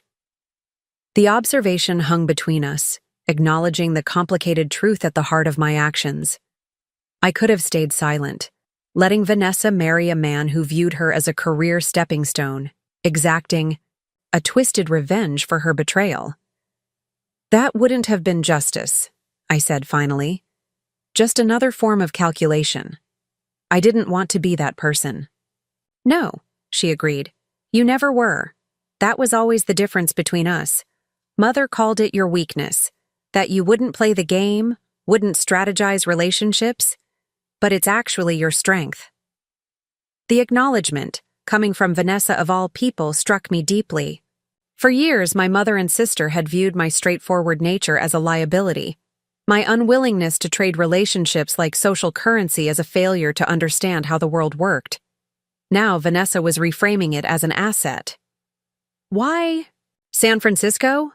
I asked, changing the subject to something less emotionally charged. A fresh start, she replied. An offer from Hayes and Thornton. They've been expanding their West Coast presence, but also, she hesitated, distance from Mother's influence, from the expectations I've been trying to live up to since childhood. I can understand that motivation, I said with unexpected sympathy. I've been thinking a lot about the dynamic between us growing up, Vanessa continued, rotating her coffee cup slowly between her hands. How Mother always positioned us as competitors rather than sisters. How I leaned into that, believing there was only room for one successful daughter. The golden child versus the disappointment, I said, naming the dynamic that had shaped our relationship for decades. Except you were never actually a disappointment, she acknowledged. You just refused to play by her rules. And that threatened both of us because it challenged the framework we operated within. The insight surprised me, not just for its accuracy, but for Vanessa's willingness to voice it. This level of self-awareness and honesty was something I'd never witnessed from my sister before. What changed? I asked. You've never been one for introspection. She smiled ruefully. Nearly marrying someone who valued me only for my strategic utility was quite the wake-up call. It made me reconsider a lot of my choices, personal and professional. She paused. I've been seeing a therapist. Mother would be horrified if she knew. The confession startled a laugh from me. Good for you. I did some therapy after law school. Mother found out and suggested I lacked the natural resilience of the Patterson women. God, that sounds exactly like her, Vanessa shook her head, always framing vulnerability as weakness. The conversation shifted into unexpectedly honest territory, comparing notes on our upbringing and the complicated legacy of our mother's values. For the first time, we spoke as equals rather than rivals, acknowledging the harmful patterns that had shaped us while recognizing our respective responsibilities in perpetuating them. I am truly sorry about Ryan, Vanessa said as our coffees cooled. Not just for the betrayal itself, but for how I rationalized it. I told myself you'd recover, find someone else, that it wasn't really hurting you because you'd be better off in the long run. She shook her head. The mental gymnastics were impressive, even to me. I'm not going to pretend it didn't hurt, I replied honestly. It did, devastatingly. But in retrospect, you might have been right about one thing. I am better off now. You seem it, she agreed. I barely recognized you when you walked in, not physically, but energetically. You've changed. Sea Pines was transformative, I acknowledged, having space to reconnect with myself beyond relationships and career expectations. Mother mentioned something about writing? Vanessa asked, her tone carefully neutral. I nodded, deciding to share the full truth. I finished a novel. It's being revised now for submission to publishers. I've signed with a literary agent. Her eyebrows rose slightly. That's impressive. Fiction was always your strength, even in school. I remember that short story you wrote that won the state prize senior year. The memory surprised me.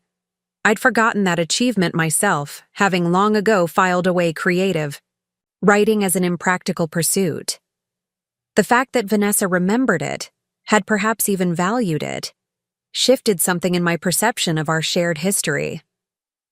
"What about you?" I asked. "Is the move to San Francisco purely professional, or are you exploring other changes too?" A slight flush colored her cheeks. "I've actually been taking photography classes, something I've been interested in since college but never pursued because it wasn't serious enough." The revelation of this hidden interest, one I'd never known about despite growing up in the same household, underscored how little we'd actually known each other beyond the competitive personas we'd projected. As we prepared to leave, Vanessa hesitated. "I don't expect us to suddenly become close sisters. Too much has happened for that kind of simple resolution. But maybe we could try something else. A relationship based on who we're becoming rather than who we were." The offer was tentative, genuine in a way I'd rarely experienced from her. I considered it seriously, weighing the potential value against the risk of further hurt. "I'd like to try," I said finally. Cautiously, honestly, with appropriate boundaries. "But yes, I'd like to know who you're becoming." Her smile held relief and something that looked almost like hope. "I'll email you when I'm settled in San Francisco. Maybe we can FaceTime occasionally." "I'd like that," I agreed, surprised to discover I meant it. Walking back to my apartment, I reflected on the unexpected outcome of our meeting. I'd anticipated formality, perhaps a carefully negotiated peace for the sake of family appearances. Instead, I'd glimpsed a Vanessa I barely recognized, self-aware, apologetic, actively working to change patterns she'd recognized as destructive. Whether this transformation would last remained to be seen.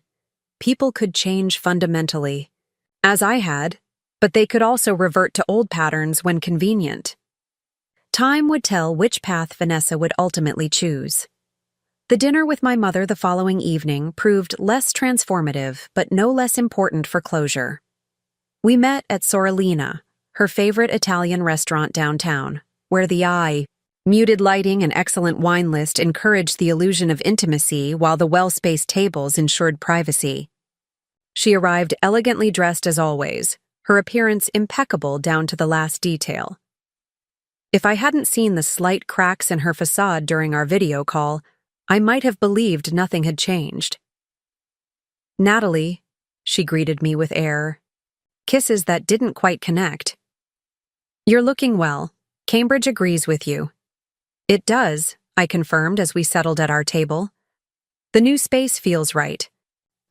We navigated aperitifs and appetizers with polite conversation about mutual acquaintances and the changing Boston landscape. Only after our main courses arrived did she broach more substantive topics. "I understand you met with Vanessa yesterday," she said, delicately cutting into her chicken piccata. "We had coffee," I confirmed. "It was a productive conversation." "She seemed affected by it," my mother observed carefully. "Said you both agreed to try building a different kind of relationship." "We're exploring that possibility," I acknowledged. "With appropriate expectations and boundaries." She nodded, taking a sip of her wine. "That's mature of you both. Family connections matter, regardless of past difficulties." I noticed her careful avoidance of words like betrayal or manipulation. Her tendency to sanitize messy emotional realities into palatable difficulties that could be managed with proper social protocols. "How are you handling Ryan's continued presence in legal circles?" she asked, changing subjects with practiced smoothness. "I understand there's been some awkwardness." "I've arranged my consulting work to minimize potential overlap," I replied. "But honestly, I'm not particularly concerned about encountering him. That chapter is firmly closed." She studied me with new interest. "You truly have moved beyond it, haven't you? The hurt, the anger." "Not beyond, exactly," I corrected. "Those emotions were real and valid. But I've integrated them into a larger understanding of who I am and what I want. They no longer define my choices." "And what do you want?" she asked, the question surprisingly direct for my typically oblique mother. "A life that honors all parts of who I am," I said simply. "My legal expertise, my creativity, my values, relationships, based on mutual respect rather than strategic advantage. Work that engages me fully rather than just building an impressive resume." She was quiet for a moment, considering my words with unusual thoughtfulness. "You know, you've always been the one I worried about most," she said finally. "Vanessa played by the rules, my rules, society's rules. She was predictable. But you—" She shook her head slightly. "You always questioned everything, always insisted on finding your own way." It terrified me. The admission surprised me. "Why?" "Because the rules protect you," she said, as if explaining something obvious. "Following the expected path, prestigious career, advantageous marriage, the right connections, creates security, stability." She hesitated. "I wanted that safety for you." For perhaps the first time, I glimpsed the fear underlying my mother's rigid adherence to social conventions. Not just ambition or snobbery, but genuine concern that deviating from the prescribed path would leave her daughters vulnerable to life's uncertainties. "I understand that intention," I said carefully. "But security built on pretense isn't really secure. It's a house of cards." "Perhaps," she acknowledged with unexpected grace. "Your father and I followed all the rules. Harvard Law, prestigious firms, the right clubs and connections. And when he left me for his yoga instructor at 52, none of those things protected me from humiliation or financial anxiety." The reference to my father's departure 15 years earlier stunned me. We never discussed it directly. It was always obliquely referenced as "your father's midlife realignment," or some equally sanitized phrase. "Is that why you pushed us so hard along conventional paths?" I asked. "Fear that we'd end up vulnerable like you did?" She adjusted her napkin precisely. "That's a rather simplistic psychological analysis, Natalie, but not entirely inaccurate." She met my eyes directly. "I wanted you both to be the kind of women who would never need a man, but would always attract the right kind. Self-sufficient, but strategically connected. And now we're both breaking from that mold in different ways," I observed. "Indeed," she sighed. "Vanessa moving across the country, you becoming a novelist." She pronounced the word with complex intonation, not quite disapproving, but certainly uncertain. "It's not what I envisioned." "But we're both choosing our paths consciously now," I pointed out. "Not just reacting to expectations or assumptions. There's strength in that." She considered this, tilting her head slightly. "Perhaps so. Time will tell which approach serves you better in the long run."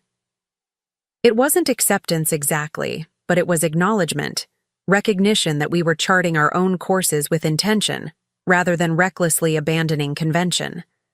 From my mother, that constituted significant progress. As we finished our meal and prepared to leave, she touched my arm lightly. "I don't approve of all your choices, Natalie, but I respect your right to make them, and I'm proud of your resilience. You've handled this past year with remarkable grace." Coming from my mother, this qualified as effusive praise. I accepted it with a simple thank you rather than qualifying or dismissing it as I might have in the past. Our goodbye outside the restaurant was cordial if not warm. A polite hug, promises to stay in touch, acknowledgement that our relationship was evolving into something neither of us fully understood yet, but were cautiously willing to explore. The final piece of my Boston reconciliation circuit came 2 days later, when I visited Collins and Westfield for a consultation on the Montgomery case. I'd prepared thoroughly, reviewing all case documents and preparing strategic recommendations that leveraged my specific expertise while reflecting my limited ongoing involvement. The firm's offices felt simultaneously familiar and foreign. The same elegant decor and hushed efficiency, but now experienced from the perspective of a visitor rather than a resident. Junior associates nodded respectfully as I passed, aware of my new consulting status but unsure how to categorize me in the firm's strict hierarchy. Gerald met me personally, ushering me into a conference room where several other attorneys were already assembled. I noticed their curious glances. Word of my transformation from rising star associate to novelist, with a consulting arrangement, had clearly circulated through the office grapevine. "Natalie, welcome back," Gerald said as we settled around the table. "We're eager to hear your perspective on the Montgomery situation." The meeting proceeded smoothly. My recommendations received with the same respect they would have commanded when I was on partnership track. I found I could still access my legal analysis skills with precision while maintaining the broader perspective I'd developed during my time away. As the meeting concluded, Gerald asked me to stay behind. Once we were alone, he leaned back in his chair, studying me with genuine curiosity. "You look well, Natalie. Different, but well. The writing life agrees with you?" "It does," I confirmed. "Though I appreciate maintaining this connection to legal work. The balance feels right." He nodded thoughtfully. "I understand your novel is progressing? Something in the legal thriller genre?" "Yes, it's with my agent now. We're working through final revisions before submission to publishers." "Well, when it's published, be sure to let us know. We'll want signed copies for the firm library," he said with a smile. "And perhaps you'd consider doing a reading here? Many of the associates would be interested, I think." The offer touched a validation of my new path from someone whose opinion I genuinely respected. "I'd like that," I replied.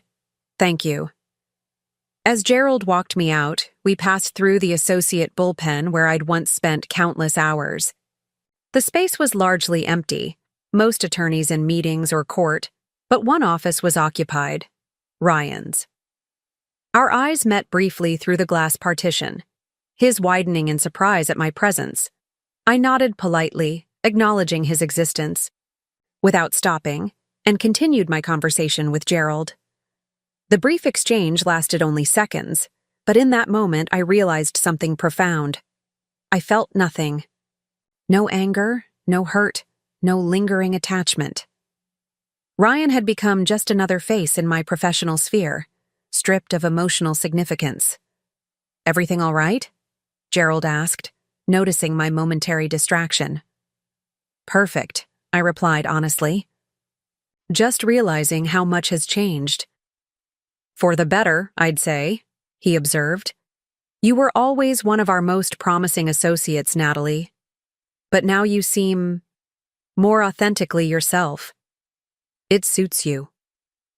Outside the building, I paused, on the sidewalk, looking up at the office tower where I'd once imagined spending my entire career.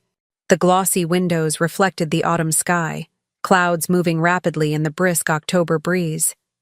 Just like those clouds, I was moving forward, not running away from my past but flowing naturally toward my future. My phone buzzed with a text from Hannah. "Just got a request for the full manuscript from Parkview Press. Editor loved the sample chapters." I smiled, tucking the phone back into my pocket as I started walking toward the T station. The timing felt perfect. This first expression of publisher interest coming just as I'd completed my circuit of reconciliation with Boston and its inhabitants. The prenup I'd brought to the ceremony had set everything in motion, exposing Ryan's true nature, freeing Vanessa from a fraudulent marriage, liberating me from a life constrained by others' expectations. But it was the choices I'd made afterward that had truly transformed me. Choosing to pursue my writing, choosing to build authentic relationships, choosing to define success on my own terms. I'd returned to Boston not as the wounded victim of betrayal, but as someone who had integrated that experience into a stronger, more authentic self. I'd faced my mother, my sister, my ex-fiancé, and my former workplace with clarity and composure, neither seeking their approval nor running from their judgment. The prenup had been the catalyst, but I had been the alchemist, transforming pain into purpose, betrayal into breakthrough, ending into beginning. And now, as I navigated the familiar streets with new eyes, I recognized that the most significant confrontation had not been with any external person or institution, but with the version of myself that had allowed others to define my worth and dictate my choices. That confrontation was complete. That chapter was closed. The future beckoned, unwritten but vibrant with possibility. And that brings us to today's guest, Natalie Patterson, whose debut legal thriller Fraudulent Intent has spent 6 weeks on the New York Times bestseller list.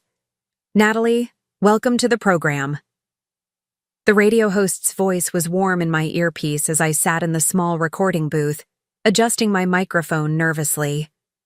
Despite having done several interviews in the 3 months since my book's publication, the surreal nature of being introduced as a best-selling author hadn't fully faded.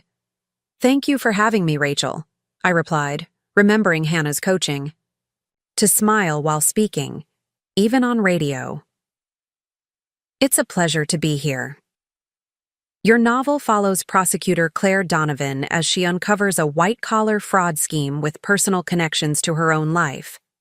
The Washington Post called it a rare, legal thriller that balances courtroom drama with authentic emotional depth. What inspired this story? I gave my practiced response about blending my legal background with an interest in exploring how people rationalize unethical choices, careful not to draw explicit parallels to my personal experience. But as the interview progressed, Rachel's questions grew more perceptive. There's a fascinating moment when Claire discovers her colleague, who she's been romantically involved with, has been complicit in the fraud scheme, Rachel noted. Rather than exposing him immediately, she develops a strategy to use their relationship to gather evidence. It's morally complex territory. How did you approach writing that ethical dilemma? I wanted to explore the tension between justice and revenge, I replied, more candidly than I'd spoken in previous interviews. When someone betrays you, there's a natural impulse toward punishment. But Claire recognizes that acting from that impulse would compromise her own integrity. She has to find a path that serves justice without becoming the kind of person who uses relationships strategically. That's quite different from most legal thrillers, where the protagonists often engage in questionable methods without much moral reflection, Rachel observed. I think we're hungry for stories where people make difficult but principled choices, I said, where the win isn't just achieving a desired outcome, but maintaining your core values in the process. After the interview concluded, I stepped out into the Boston spring sunshine, checking my phone to find a text from Hannah. "Fantastic. Job. Called you on your cell since the radio station line was busy." Simon loved the interview too. "Call me when you can. Paperback details to discuss." Simon Knight, my editor at Parkview Press, had become one of my strongest professional allies over the past year. He'd championed my manuscript through the acquisition process, fought for a substantial marketing budget, and consistently pushed me to deepen the emotional complexity of the story while maintaining the page-turning urgency of the plot. The book's success had exceeded everyone's expectations. Strong reviews, solid sales that built steadily through word of mouth, and now serious interest from film producers about adaptation rights. The surreal quality of this new chapter in my life hadn't diminished, but I'd grown more comfortable inhabiting it. I walked the few blocks to my Cambridge apartment, now furnished with additions that reflected my literary success, framed copies of my book in multiple languages, a sleek, new laptop for writing, bookcases that had expanded to fill previously empty corners. But the writing desk still commanded the bay window alcove, currently holding the printed manuscript of my second novel, halfway through revisions. My phone rang just as I was settling at that desk, ready to tackle the afternoon's writing goals. Diane's name lit up the screen. "I just heard you on W. Burr," she exclaimed when I answered. "You sounded so poised, so authorial." I laughed at her characterization. Is that a word? Authorial? It is now, she declared, and perfectly descriptive of how you've evolved. Remember when we had breakfast the day after you got back from Sea Pines? You were confident but still tentative about this new identity. Now you own it completely. Her observation resonated. The past year had been a gradual process of fully inhabiting this new life I'd created, not just the professional aspects of being a published author, but the personal dimension of defining myself on my own terms. Speaking of evolution, Diane continued, did you see the announcement about Ryan? No, I replied, curiosity rather than anxiety coloring my response. What announcement? He's leaving Boston, taking a position with a firm in Chicago. Apparently, his judicial aspirations here have stalled. She paused meaningfully. Rumor has it that certain revelations about his approach to career advancement made the rounds in the right circles. I absorbed this information with mild interest, but no particular satisfaction. Interesting. I hope he finds what he's looking for there. That's it? Diane sounded disappointed. No schadenfreude? No victory lap? Honestly, no, I replied. His path doesn't intersect with mine anymore. What happens to him just doesn't matter to me. We chatted for a few more minutes before ending the call, agreeing to meet for dinner later in the week to celebrate my book's continued success. As I returned to my manuscript, I reflected on how genuinely indifferent I felt about Ryan's departure. The emotional hold he'd once had on me had dissolved so completely that news about his life registered as merely interesting information, not something that affected my sense of self or vindication. That evening, I received an unexpected FaceTime call from Vanessa. We'd maintained sporadic contact since her move to San Francisco, occasional video chats and text messages that were cordial, if not deeply intimate. Each conversation revealed a bit more of the people we were becoming rather than the rivalrous sisters we'd been. Congratulations on 6 weeks on the list, she said when I answered. Her background showed what appeared to be a photography studio, equipment visible behind her. Simon sent me a copy, and I finally had time to read it this week. It's really good, Natalie. Not just commercial good, but genuinely insightful. Thank you, I replied, touched by her praise. How's the photography going? Her face lit up with genuine enthusiasm. I just landed my first gallery showing. Small place in the Mission District, but they're featuring my urban landscape series next month. Vanessa, that's amazing, I said sincerely. Send me the details. I might be in San Francisco for a book event around then. I'd love to see it. I will, she promised. And this is slightly awkward, but Mother mentioned she hasn't heard from you in a while, since the book launch party, I think. I sighed, slightly guilty. My mother had attended my launch event at a prominent Boston bookstore, visibly proud despite her lingering uncertainty about my career change. We'd shared an unexpectedly warm moment when she'd admitted the book was actually quite compelling, high praise from a woman who considered John Grisham airport reading. But our communication had indeed been sparse since then. I should call her, I acknowledged. Things have been hectic with the publicity schedule, but that's not a good excuse. Vanessa's expression was understanding rather than judgmental. She's trying, in her way. She actually defended your career choice at the Williamsons' dinner party last month. Said something about how publishing was a more stable industry than law these days. She smiled wryly. It was her version of maternal pride. We chatted for a few more minutes before saying goodbye, the conversation easier and more genuine than our interactions had been for most of our lives. The competitive edge that had always defined our relationship had been replaced by something quieter, not close friendship, but mutual respect and cautious interest in each other's evolving lives. After we disconnected, I found myself reflecting on all the relationships that had transformed in the wake of that fateful wedding day. My mother and I had established a new understanding, still formal in many ways, but with occasional glimpses of unexpected honesty. She'd never explicitly apologized for her role in Ryan and Vanessa's betrayal, but she'd acknowledged it obliquely by never questioning my boundaries around family gatherings or attempting to minimize what had happened. Vanessa and I were building, something neither of us had vocabulary for. Not the close sisterhood depicted in greeting cards, but a tentative connection based on growing self-awareness and mutual recognition of past patterns we were both working to change. Our shared history gave our conversations a shorthand that strangers wouldn't have, while our geographical distance provided space for each of us to continue evolving independently. My relationship with Diane had deepened, evolving from workplace friendship to something more akin to chosen family. She'd been the first reader of my manuscript's final draft, the person who'd held my hand during the nerve-wracking auction for publication rights, and a steadfast supporter through the disorienting transition from lawyer to author. My connection to Collins and Westfield had stabilized into a comfortable consulting arrangement, with Gerald occasionally sending cases my way that benefited from my specific expertise. The firm had hosted a well-attended book signing for my novel's release, many attorneys genuinely curious about my transition to writing and the parallels between legal work and fiction. The most profound change, however, was in my relationship with myself.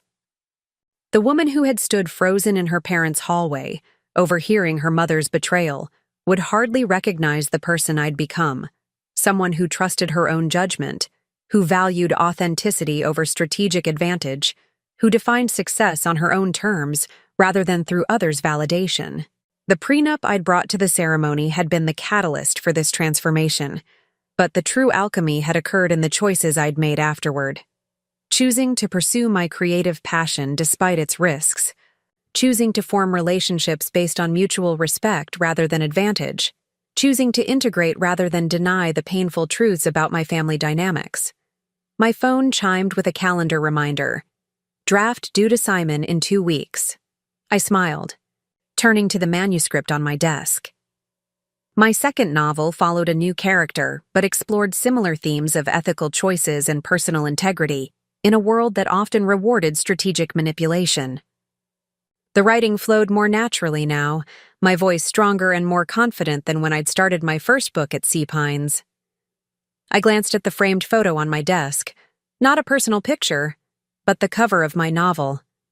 The title, Fraudulent. Intent was emblazoned across the top in bold letters, my name prominent beneath it. The image wasn't just a professional achievement, but a symbol of personal reclamation. The moment I'd stopped being defined by what had happened to me and started defining myself through what I created from that experience. The prenup I'd brought to my sister's wedding had exposed a fraud and prevented a marriage built on calculation rather than love. But the true gift of that painful day wasn't the schadenfreude of revenge or even the satisfaction of protecting Vanessa from Ryan's deception. It was the liberation from a life I'd been living according to others' expectations, a life that, I now realized, had been its own kind of fraudulent intent. As I settled into my writing for the evening, words flowing onto the page with confidence and clarity, I felt a profound sense of gratitude for the painful catalyst that had set me free. Sometimes the most devastating betrayals create the most transformative opportunities, not because pain itself has value, but because it forces us to question the foundations we've built our lives upon and rebuild with greater authenticity. The prenup had exposed the fraud in Ryan and Vanessa's relationship, but more importantly, it had revealed the subtle fraud I'd been perpetrating against myself, pretending to be content with a life that honored only one part of who I was, accepting others' definitions of success rather than creating my own. A year after returning to Boston, I'd found something far more valuable than revenge or vindication. I'd found integration, a life that honored all aspects of who I was, relationships based on authentic connection rather than strategic advantage, work that engaged my full self rather than just my credentials. I'd brought a prenup to my sister's wedding, intending it as an instrument of truth in a ceremony built on deception. I couldn't have imagined then how that simple action would ripple through all our lives, creating space for painful but necessary reckonings and ultimately for genuine transformation. The story that had begun with betrayal had evolved into something far more meaningful than revenge. A journey toward authentic selfhood, toward relationships based on truth rather than convenience, toward a life defined by personal integrity rather than external validation. And that, I reflected as I continued writing into the evening, was a story worth telling. D. Are you nervous about seeing them? Less than I expected, I replied honestly. I'm meeting Vanessa for coffee this afternoon, Mother for dinner tomorrow, even scheduled a consultation at the firm on Thursday. The full gauntlet. Diane raised her eyebrows. Brave woman. Not brave, I corrected. Just ready. These are all loose ends that need tying up before I can fully move forward. The coffee shop where I'd arranged to meet Vanessa was deliberately neutral territory. Neither a place we'd frequented together, nor anywhere associated with my former life with Ryan. I arrived early, selecting a quiet corner table with a view of the door, my defensive instincts still active enough to prefer watching her approach rather than being surprised. When she entered precisely at 3, I was struck by subtle changes in her appearance. Still elegantly dressed in a tailored pantsuit, her hair was shorter now, falling just below her shoulders rather than the mid-back length she'd maintained for years. She looked polished, but somehow less rigid, scanning the room with nervous energy rather than her usual calculated confidence. Her eyes found mine, and she approached with a tentative smile. Not the practiced social smile she'd perfected for professional settings, but something more uncertain. "Natalie," she said, settling into the chair across from me. "Thank you for meeting me. You look really well." "Thanks," I replied simply. "You too. The shorter hair suits you." Her hand went to the ends of her hair self-consciously. Change seemed appropriate, given everything else changing in my life. We ordered coffee, navigating awkward small talk about the weather and my new apartment until the server departed. Then Vanessa took a deep breath, straightening her shoulders in a gesture so familiar it brought an unexpected pang of recognition. The same posture adjustment she'd made before difficult cross-examinations in law school mock trials. "I meant what I said in my email," she began. "Thank you for what you did at the wedding. It was humiliating in the moment, but—" She paused, carefully choosing her words. "It saved me from a much longer, more painful humiliation." "Have you heard from Ryan since then?" I asked, curious despite myself. A flicker of something, anger perhaps, crossed her face. "He tried to reconnect about a month after the wedding, suggesting we talk things through. When I declined, he implied I was being hysterical about routine professional networking conversations." She shook her head, as if discussing how my family connections would advance. His judicial aspirations was just normal career planning. "That sounds like Ryan," I observed dryly, always able to rationalize his behavior. "I keep thinking about how long it might have taken me to discover the truth if you hadn't brought those documents," she said quietly. "Years, maybe. After I'd helped advance his career, introduced him to all my connections, invested everything in our partnership." She met my eyes directly. "You could have let it happen. Many people would have, for revenge." The observation hung between us, acknowledging the complicated truth at the heart of my actions. I could have stayed silent, letting Vanessa marry a man who viewed her as a career stepping stone, exacting a twisted revenge for her betrayal. "That wouldn't have been justice," I said finally. "Just another form of calculation. I didn't want to be that person." "No," she agreed. "You never were. That was always the difference between us. Mother called it your weakness, that you wouldn't play the game, wouldn't strategize relationships. But it's actually your strength." The acknowledgement, coming from Vanessa of all people, struck me deeply. For years, my mother and sister had viewed my straightforward nature as a liability, my unwillingness to trade relationships like social currency as a failure to understand how the world worked. Now Vanessa was reframing it as an asset. "Why San Francisco?" I asked, changing the subject to something less emotionally charged. "A fresh start," she replied. "An offer from Hayes and Thornton. They've been expanding their West Coast presence. But also—" She hesitated. "Distance from mother's influence, from the expectations I've been trying to live up to since childhood." "I can understand that motivation," I said with unexpected sympathy. "I've been thinking a lot about the dynamic between us growing up," Vanessa continued, rotating her coffee cup slowly between her hands. "How mother always positioned us as competitors rather than sisters. How I leaned into that, believing there was only room for one successful daughter." "The golden child versus the disappointment," I said, naming the dynamic that had shaped our relationship for decades. "Except you were never actually a disappointment," she acknowledged. "You just refused to play by her rules. And that threatened both of us, because it challenged the framework we operated within." The insight surprised me, not just for its accuracy, but for Vanessa's willingness to voice it. This level of self-awareness and honesty was something I'd never witnessed from my sister before. "What changed?" I asked.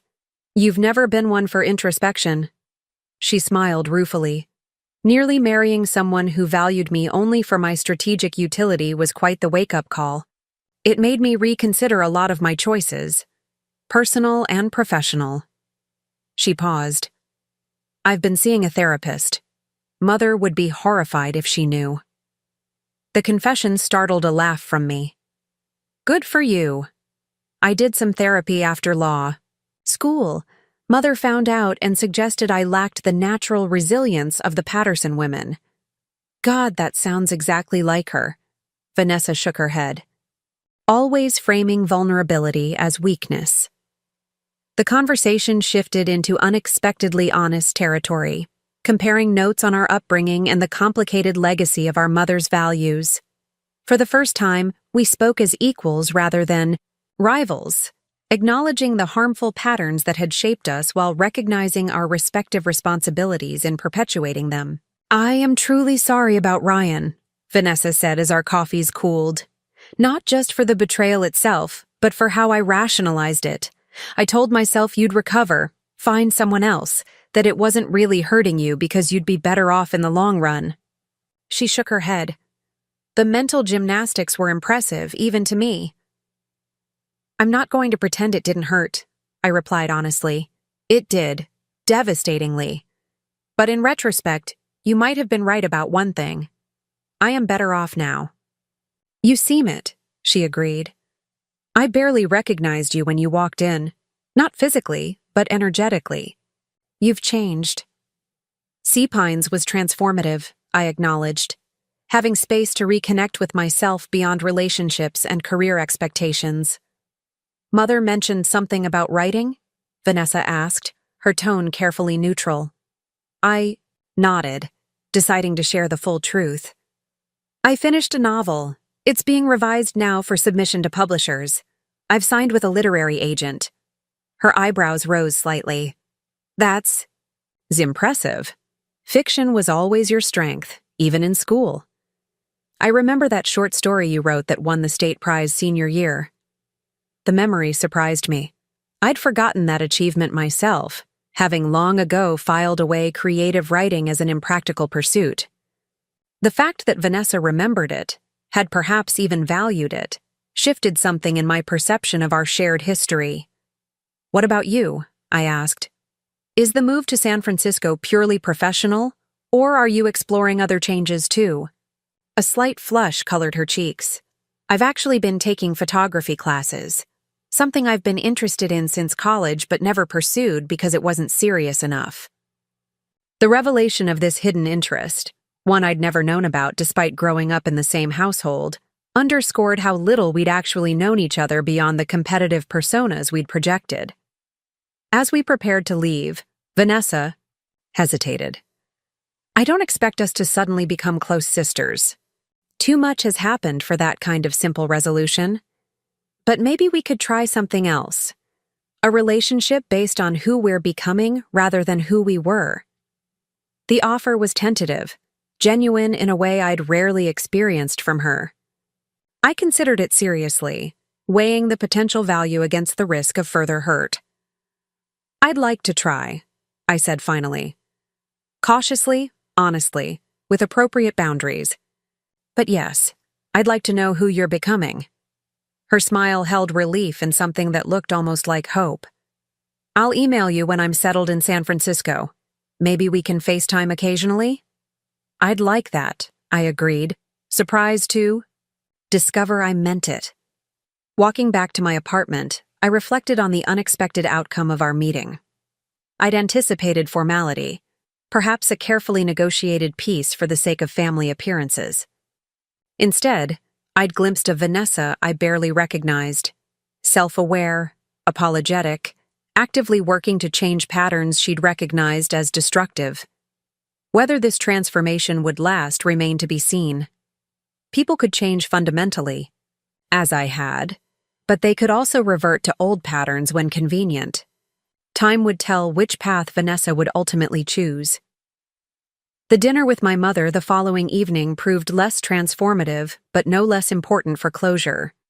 We met at Sorellina, her favorite Italian restaurant downtown, where the muted lighting and excellent wine list encouraged the illusion of intimacy, while the well-spaced tables ensured privacy. She arrived elegantly dressed as always, her appearance impeccable down to the last detail. If I hadn't seen the slight cracks in her facade during our video call, I might have believed nothing had changed.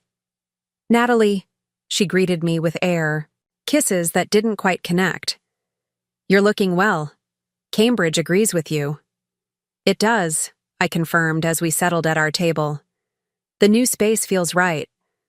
We navigated aperitifs and appetizers with polite conversation about mutual acquaintances and the changing Boston landscape.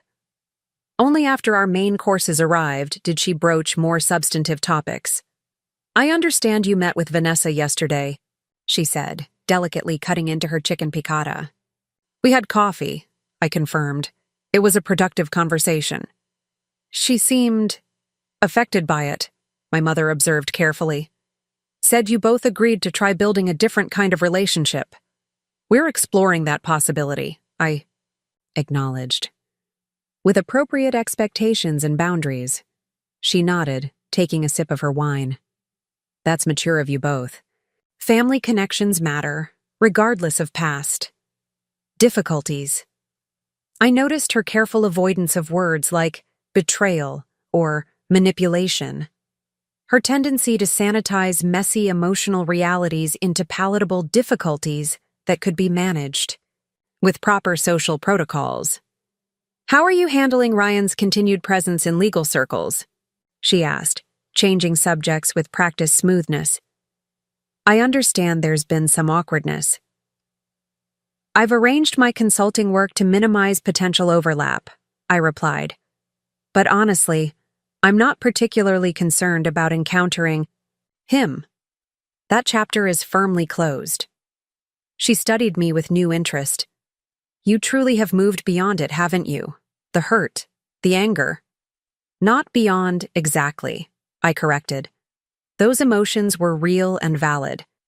But I've integrated them into a larger understanding of who I am and what I want. They no longer define my choices."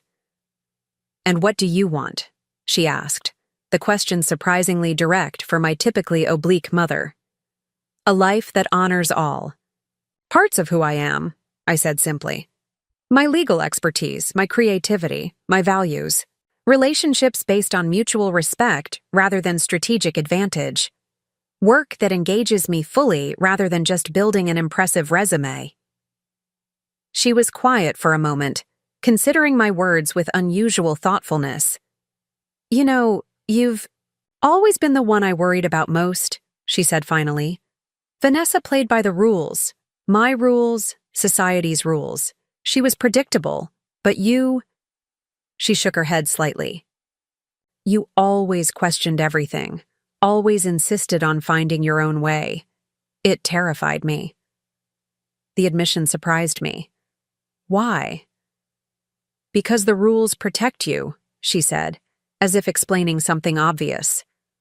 Following the expected path, prestigious, career, advantageous marriage, the right connections, creates security, stability. She hesitated. I wanted that safety for you. For perhaps the first time, I glimpsed the fear underlying my mother's rigid adherence to social conventions. Not just ambition or snobbery, but genuine concern that deviating from the prescribed path would leave her daughters vulnerable to life's uncertainties. I understand that intention, I said carefully, but security built on pretense isn't really secure. It's a house of cards. Perhaps, she acknowledged with unexpected grace. Your father and I followed all the rules. Harvard law, prestigious firms, the right clubs and connections. And when he left me for his yoga instructor at 52, none of those things protected me from humiliation or financial anxiety. The reference to my father's departure 15 years earlier stunned me. We never discussed it directly. It was always obliquely referenced as your father's midlife realignment, or some equally sanitized phrase. Is that why you pushed us so hard along conventional paths? I asked. Fear that we'd end up vulnerable. Like you did? She adjusted her napkin precisely. That's a rather simplistic psychological analysis, Natalie, but not entirely inaccurate. She met my eyes directly. I wanted you both to be the kind of women who would never need a man, but would always attract the right kind. Self-sufficient, but strategically connected. And now we're both breaking from that mold in different ways, I observed. Indeed, she sighed. Vanessa moving across the country, you becoming a novelist. She pronounced the word with complex intonation, not quite disapproving but certainly uncertain. It's not what I envisioned. But we're both choosing our paths consciously now, I pointed out. Not just reacting to expectations or assumptions. There's strength in that. She considered this, tilting her head slightly. Perhaps so. Time will tell which approach serves you better in the long run. It wasn't acceptance exactly, but it was acknowledgement, recognition that we were charting our own courses with intention, rather than recklessly abandoning convention. From my mother, that constituted significant progress. As we finished our meal and prepared to leave, she touched my arm lightly. I don't approve of all your choices, Natalie, but I respect your right to make them. And I'm proud of your resilience. You've handled this past year with remarkable grace. Coming from my mother, this qualified as effusive praise. I accepted it with a simple thank you, rather than qualifying or dismissing it as I might have in the past. Our goodbye outside the restaurant was cordial if not warm. A polite hug, promises to stay in touch, acknowledgement that our relationship was evolving into something neither of us fully understood yet, but were cautiously willing to explore. The final piece of my Boston reconciliation circuit came 2 days later, when I visited Collins and Westfield for a consultation on the Montgomery case. I'd prepared thoroughly, reviewing all case documents and preparing strategic recommendations that leveraged my specific expertise while reflecting my limited ongoing involvement. The firm's offices felt simultaneously familiar and foreign, the same elegant decor and hushed efficiency, but now experienced from the perspective of a visitor, rather than a resident. Junior associates nodded respectfully as I passed, aware of my new consulting status, but unsure how to categorize me in the firm's strict hierarchy. Gerald met me personally, ushering me into a conference room where several other attorneys were already assembled. I noticed their curious glances. Word of my transformation from rising star associate to novelist with a consulting arrangement had clearly circulated through the office grapevine. Natalie, welcome back, Gerald said as we settled around the table. We're eager to hear your perspective on the Montgomery situation. The meeting proceeded smoothly, my recommendations received with the same respect they would have commanded when I was on partnership track. I found I could still access my legal analysis skills with precision while maintaining the broader perspective I'd developed during my time away. As the meeting concluded, Gerald asked me to stay behind. Once we were alone, he leaned back in his chair, studying me with genuine curiosity. "You look well, Natalie. Different, but well. The writing life agrees with you?" "It does," I confirmed.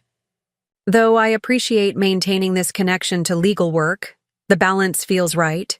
He nodded thoughtfully. "I understand your novel is progressing? Something in the legal thriller genre?" "Yes, it's with my agent now. We're working through final revisions before submission to publishers." "Well, when it's published, be sure to let us know. We'll want signed copies for the firm library," he said with a smile. "And perhaps you'd consider doing a reading here? Many of the associates would be interested, I think." The offer touched me, a validation of my new path from someone whose opinion I genuinely respected. "I'd like that," I replied. "Thank you." As Gerald walked me out, we passed through the associate bullpen where I'd once spent countless hours. The space was largely empty, most attorneys in meetings or court, but one office was occupied, Ryan's. Our eyes met briefly through the glass partition, his widening in surprise at my presence. I nodded politely, acknowledging his existence, without stopping, and continued my conversation with Gerald. The brief exchange lasted only seconds, but in that moment I realized something profound. I felt nothing. No anger, no hurt, no lingering attachment. Ryan had become just another face in my professional sphere, stripped of emotional significance. "Everything all right?" Gerald asked, noticing my momentary distraction. "Perfect," I replied honestly. "Just realizing how much has changed." "For the better, I'd say," he observed. "You were always one of our most promising associates, Natalie. But now you seem more authentically yourself. It suits you." Outside the building, I paused, on the sidewalk, looking up at the office tower where I'd once imagined spending my entire career. The glossy windows reflected the autumn sky, clouds moving rapidly in the brisk October breeze. Just like those clouds, I was moving forward, not running away from my past, but flowing naturally toward my future. My phone buzzed with a text from Hannah. "Just got a request for the full manuscript from Parkview Press. Editor loved the sample chapters." I smiled, tucking the phone back into my pocket as I started walking toward the T-station. The timing felt perfect. This first expression of publisher interest coming just as I'd completed my circuit of reconciliation with Boston and its inhabitants. The prenup I'd brought to the ceremony had set everything in motion, exposing Ryan's true nature, freeing Vanessa from a fraudulent marriage, liberating me from a life constrained by others' expectations. But it was the choices I'd made afterward that had truly transformed me. Choosing to pursue my writing, choosing to build authentic relationships, choosing to define success on my own terms. I'd returned to Boston not as the wounded victim of betrayal, but as someone who had integrated that experience into a stronger, more authentic self. I'd faced my mother, my sister, my ex-fiancé, and my former workplace with clarity and composure, neither seeking their approval nor running from their judgment. The prenup had been the catalyst, but I had been the alchemist, transforming pain into purpose, betrayal into breakthrough, ending into beginning. And now, as I navigated the familiar streets with new eyes, I recognized that the most significant confrontation had not been with any external person or institution, but with the version of myself that had allowed others to define my worth and dictate my choices. That confrontation was complete. That chapter was closed. The future beckoned, unwritten but vibrant with possibility. Glimpsed the fear underlying my mother's rigid adherence to social conventions. Not just ambition or snobbery, but genuine concern that deviating from the prescribed path would leave her daughters vulnerable to life's uncertainties. "I understand that intention," I said carefully, But security built on pretense isn't really secure. It's a house of cards. Perhaps, she acknowledged with unexpected grace. Your father and I followed all the rules. Harvard Law, prestigious firms, the right clubs and connections. And when he left me for his yoga instructor at 52, none of those things protected me from humiliation or financial anxiety. The reference to my father's departure 15 years earlier stunned me. We never discussed it directly. It was always obliquely referenced as your father's midlife realignment, or some equally sanitized phrase. Is that why you pushed us so hard along conventional paths? I asked. Fear that we'd end up vulnerable like you did? She adjusted her napkin precisely. That's a rather simplistic psychological analysis, Natalie. But not entirely inaccurate. She met my eyes directly. I wanted you both to be the kind of women who would never need a man but would always attract the right kind. Self-sufficient but strategically connected. And now we're both breaking from that mold in different ways, I observed. Indeed, she sighed. Vanessa moving across the country, you becoming a novelist. She pronounced the word with complex intonation, not quite disapproving, but certainly uncertain. It's not what I envisioned.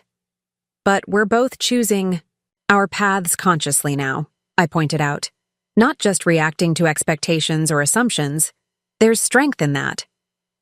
She considered this, tilting her head slightly. Perhaps so. Time will tell which approach serves you better in the long run. It wasn't acceptance exactly, but it was acknowledgement. Recognition that we were charting our own courses with intention, rather than recklessly abandoning convention. From my mother, that constituted significant progress. As we finished our meal and prepared to leave, she touched my arm lightly.